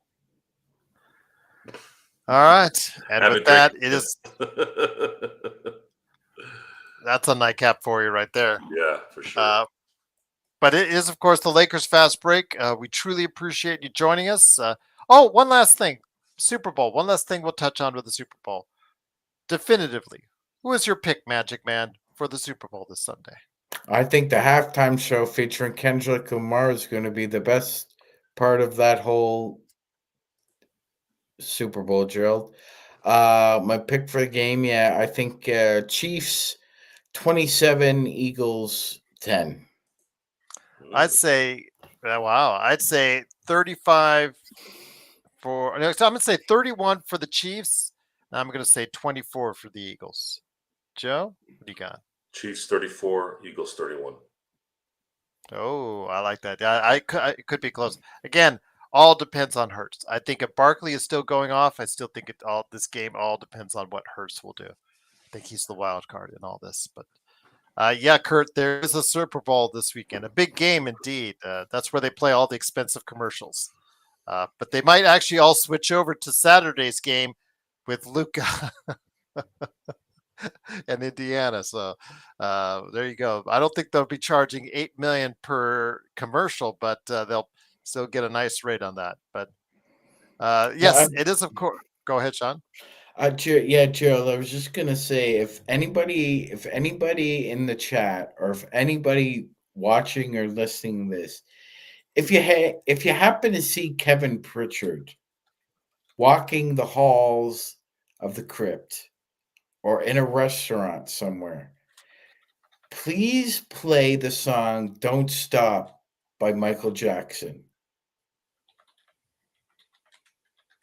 And play it over and over again so we could hear it. Because if there was anybody who was more angry than Danny Ainge, it was that prick. Good question, Kurt. And I always do a show with Josh after the Super Bowl on the best and worst Super Bowl commercials. That's always a fun episode for us. But I say, they've already dropped the Fantastic Four trailer. They already dropped the Jurassic Park trailer. They've already dropped the Superman trailer. So, I mean, they're probably all find space on there. I guess if there's another movie out there that I haven't seen that's the big one that's planned, I guess that would be it, Kurt. But I don't know how many more left. You know, we've seen pretty much all of them that are coming up at major points this year. So I honestly couldn't tell you which one I'm looking forward to now. I was looking forward to seeing Fantastic Four there, but I've already seen it. So, Joe, yeah. you mentioned Pete Alonso earlier in the show. He's the Nerlens Noel of Major League Baseball now. He turned down a 7-year, $150 million deal, and the Mets gave him go 30, away. Really, he's gonna opt out next year. It's 54 mil, but he's getting 30 up front. Scott Boras, ladies and gentlemen, Scott Boras. Yeah, Pete. So Scott Boras has been getting beat up a lot this last few years, and baseball has tightened the purses a little towards guys that are all home runs and no substance, and that's who Pete Alonso is. Essentially, I don't know why I always mess up his name. Santander from Baltimore, who signed with Toronto. He is a younger version of Pete, so he had a little bit more room to get some more money in his deal. And plus, Toronto needed to do something because they'd just been getting beat up at the last minute against everybody. The one I'm waiting on right now is Bregman. I want Bregman to go back to Houston, and I want Houston to make one more run to the World Series so that the Dodgers can whoop that ass. I want revenge so bad. I'm not one for dismissing championships or putting asterisks on things, but they don't deserve that first championship. It should be an asterisk. There's a lot of people that will say that, and I believe it as well. Unfortunately, the Stitches got the Stitches got their little. They're known, but they're always going to be known as like the 1909 Black Sox. They're going to be known as cheaters. They will always be known as cheaters, and that nothing will change. And those guys are chumps, and they'll always be chumps. Correa, Springer, Bregman, that little midget Altuve, all of them didn't earn shit in my book, and they never will. Even the one that they won in 2022 is still a shit title to me. You think it's tainted? It's always going to be tainted. Those guys are all bums, and I want them to make one more run next year. Bregman can go back because he's a big part of that. Those bitches. He's a big part of those guys, big part of it. I want the heart of it is Bregman and Altuve. Those are the two little bitches that I want there. Springer and Correa sure have a room there. Gurriel too. Gurriel was a punk too, but I want one more shot at that Houston team, and I want the Dodgers to sweep the shit out of them in the World Series. That would be the ultimate. That would be the ultimate. That would be like the Lakers winning 19, honestly. That's how big that would be. So, yeah. Invincible Season 3 is tomorrow. Actually, yeah, it is tomorrow. Technically, it might be available right now. Let me go ahead and take a look to see if Invincible Season 3 is available for viewing. I'm going to go ahead and check that out, see if it is. Amazon Prime Video. Go ahead and check that, because I know a lot of people were asking about that as well. I've been following that show. It's had some really good moments, so we'll see if that's the case. But yeah, I know Wednesday was asked about. That's not until September 19th. So yeah, absolutely. I don't see it listed yet, so probably here in a little while it'll be available. But yeah, Invincible Season 3 says for the 6th, so could be available now in some areas. So go check it out. Gerald, how high do you think the Lakers can finish in the Western Conference now? How high? Well, let's put it this way: Luka and LeBron probably miss a couple games here and there. Let's put it that way. That's still, again, the fact that Luka's not trying for an All NBA team or anything, and you want to get him ready for the playoffs. He's not going to play the rest of the games, but he is going to be enough to where he's going to get meshing. He's going to find a mesh with LeBron and the rest of the team and Mark Williams and all that. Third? I would say third. I would say third is what I would be targeting. Again, it depends on how feisty Denver wants to make themselves. Do they want to just keep on meandering the way they have been, or are they going to do something here in the next few hours that's going to help them as well? But right now, I'd say third is in play for the Lakers. I think Memphis is going to try everything they can to stay in second. Houston is starting to reel and starting to come back to the pack. I think they will be fighting for third with Denver, Magic Man. But then again, that sets them up. That sets them up for a nice run. And again, they will be competitive against anyone in the NBA. Didn't say they will beat, but they will be competitive against anyone in a 7-game series. Check this out, guys. Check this out. Let's say the Lakers get the third, right? And the top 3 stay the same: Oklahoma City, Memphis, and then the Lakers. And let's say Denver's at 4. The Lakers would let's say if the Lakers can play the Clippers, because the Clippers right now are number 6. So they play the Clippers in the first round. And then Memphis gets upset by Dallas as the 7th seed. Then they play Dallas in the second round. And then Oklahoma City wins, Denver wins. Now those two face each other. the Lakers don't have to go through Denver and Oklahoma City in that situation. Mm-hmm. Yeah. And if the Lakers end up now, here's another thing I'm going to throw at you guys. Let's say Boston doesn't go back to the finals and it's Cleveland. LeBron playing Cleveland in the finals. No one's thought about that one. That would be that would be.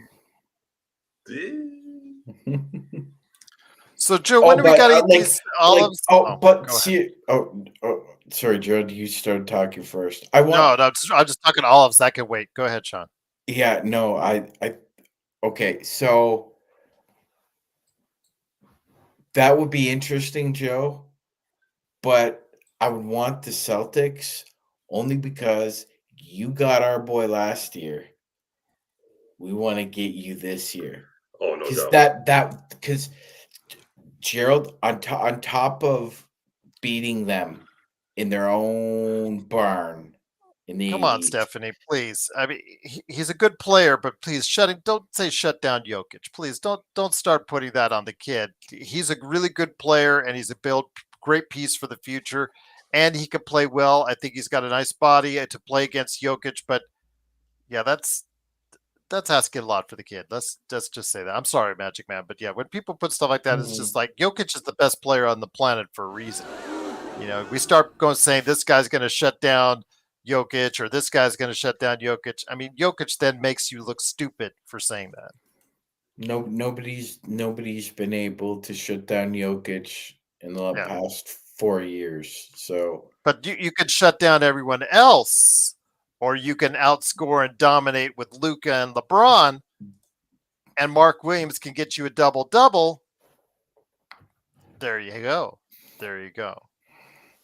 And I was just going to say, Gerald, yes, because I don't think I'd have to look, but I don't think in NBA history there's been a player who lost to the Celtics in the finals and then beat them the next year in the finals.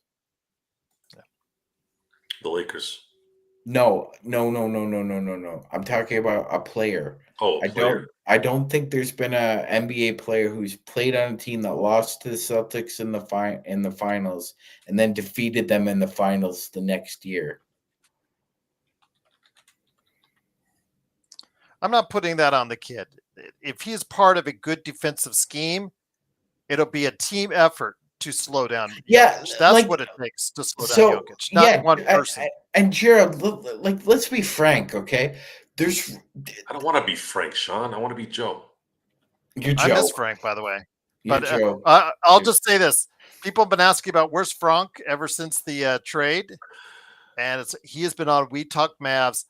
Man, that guy has let's just say he's very descriptive in his responses on We Talk Mavs, and I will just leave it at that. Mm-hmm. Well, a lot of expletives. Yeah, a lot of expletives. He never talks like that with us, and he talks. It's like, whoa! I saw Frank put up some super chats, with the guys that We Talk About. So I was like, whoa, Frank, or as Joe would say, Frank. Yes, but individual defense, Gerald, is passe. You can't being a great individual defender. It's a lot like being a great cobbler. That's great. You're a great cobbler. You're a great defender, but it takes 5 guys now on the court playing together defensively, rather than. Because we've moved into a direction where it's about spreading the floor and drop coverage, and that means 5 guys have to kind of be on a rope together. Very few teams employ zone defense anymore, and very few teams, almost none, I can only think of 2, play man-to-man exclusively. Only OKC and Houston do that. So asking Mark Williams, you can't put a square peg in a round hole. Asking Mark Williams to turn himself into a defensive player of the year is not going to happen. That's not his game. He's a very good defender, but don't ask him to shut down Jokic. And don't ask anyone to yeah, shut down don't Jokic. yeah, you know, don't ask him to shut down Alperen Şengün, and don't ask him about Hartenstein. It takes a whole team with guys that talented. So, Joe, the last question I have to ask for you for today, as I'm going to go ahead and make a new, I guess, a new JPEG with Mark Williams on it. Before we head it out, my friend, when are we And supposed please, to can be you put a eating these number olives? on Luca in the background? That's kind of tacky without a number. They don't see it anyways. Our I faces see aren't it. going to. I see it through the pictures. You can see through anything. Okay, well, whatever. Don't ever But talk anyways, back to me in front of people. I'll talk Ever. back to you if I want to talk back Never. to you. Damn it! I just said, you know what? Some friend, I should let you eat the olives on your own. But since I'm being a friend, I'm talking about the I'm gonna eat background. those olives. I'm talking about the olives. When do we have to eat the olives? What did you say? You already got us committed to eating I got to the figure out a olives. When are we date. gonna eat? Okay. You know what? I was going to say do it tomorrow. Let's just get it over with. I don't have time tomorrow. Well, maybe you guys should do it during the All-Star break. I was just gonna say that. Yeah, we should do it during the All-Star game or break. Ladies and gentlemen, Yeah, Oh wait, hold on. well, ladies and Might be out gentlemen, of Gerald Glassford and Joe Soro are eating. He's gonna figure out every excuse, guys, not You to do son it. of a No, bitch! I'm gonna eat them, man. I already said I would. I'm gonna do Look, don't you think you're gonna wiggle your way out of this one, Soro? I'm not. I promise. I'll do it. I'm doing Okay. it. Even though technically, chat, Gerald and Joe did win the bet. They did win the bet. Yeah, this last 4 days circumvented everything that happened in December, no doubt. And Now- everybody Now, on Lakers ball was. now, wait a minute. Does that include the olives and the juice? I just said olives. Juice, like the brine in it. No, just the olives. Well, I think that should be up to the chat. I don't even know how many I'm supposed to eat. I'm gonna have to let everybody How decide. about a handful? Okay, I'll see what the Lakers ball is gonna decide what they want to do. Gerald, where do you get that? What is this? Bobby Marks. Bobby Marks makes. So Bobby Marks always has these. Yes. Okay. Yeah, they're ESPN, really good. the ESPN graphics have them, and they give them to Bobby. Yeah.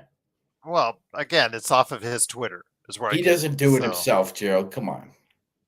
Okay. He said he does. He said he updates it. So. Oh yeah, I'm sure he updated just like he updated Mikhail Prokhorov on all those trade machine deals that Prokhorov made. Stephanie says, Gerald, do you think AD is mad that within 2 days Luka got a big, but AD has been asking for a big and never got it? Yeah, I think he's kind of upset. Well, right you now. have to understand, guys. I now that I've had a chance to marinate on this, the Lakers were not going to give up a 31 unprotected pick if AD was still on the team because they couldn't risk the future. Now they don't have to worry about that. They have Luka. They have a 25-year-old.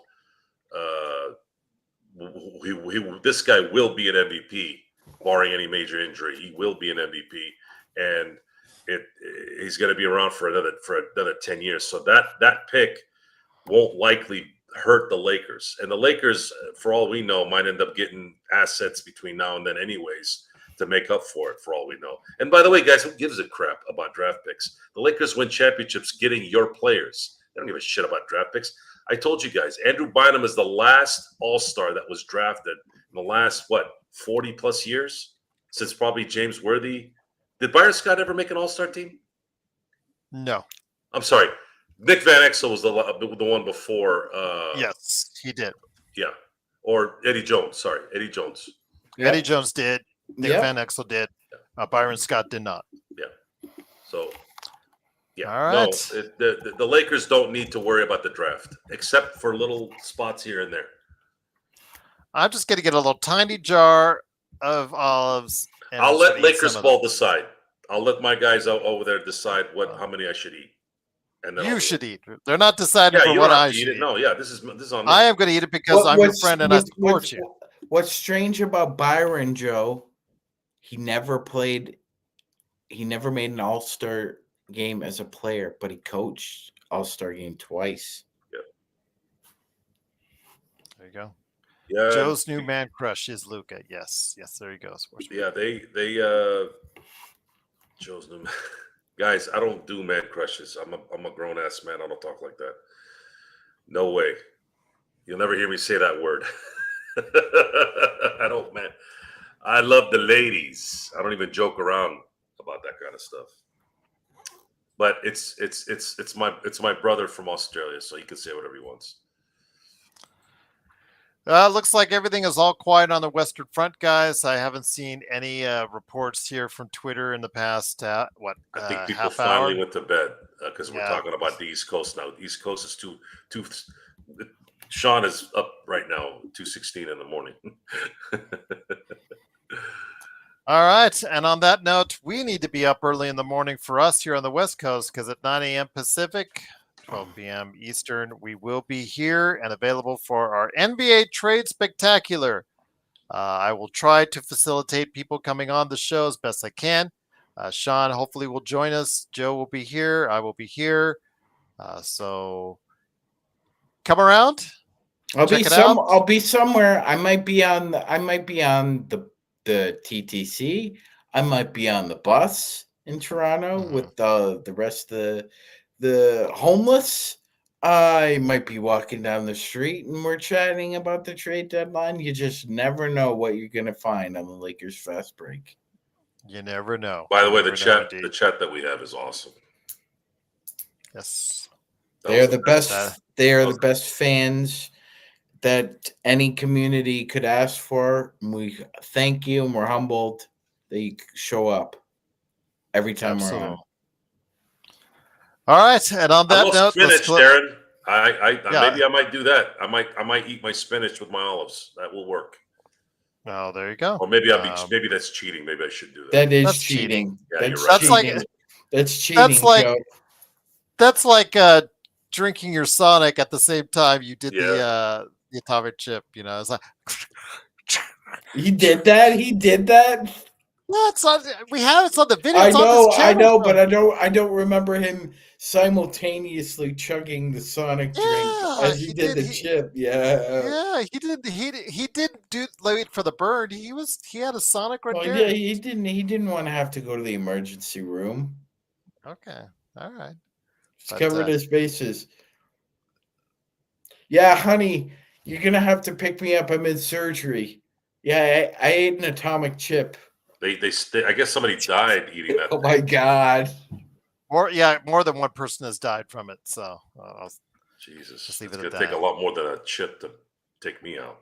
Pepper X. That's the thing that if they put that out there, that stuff is lethal, from what I hear. So Pepper X. That's the hottest on the planet. So.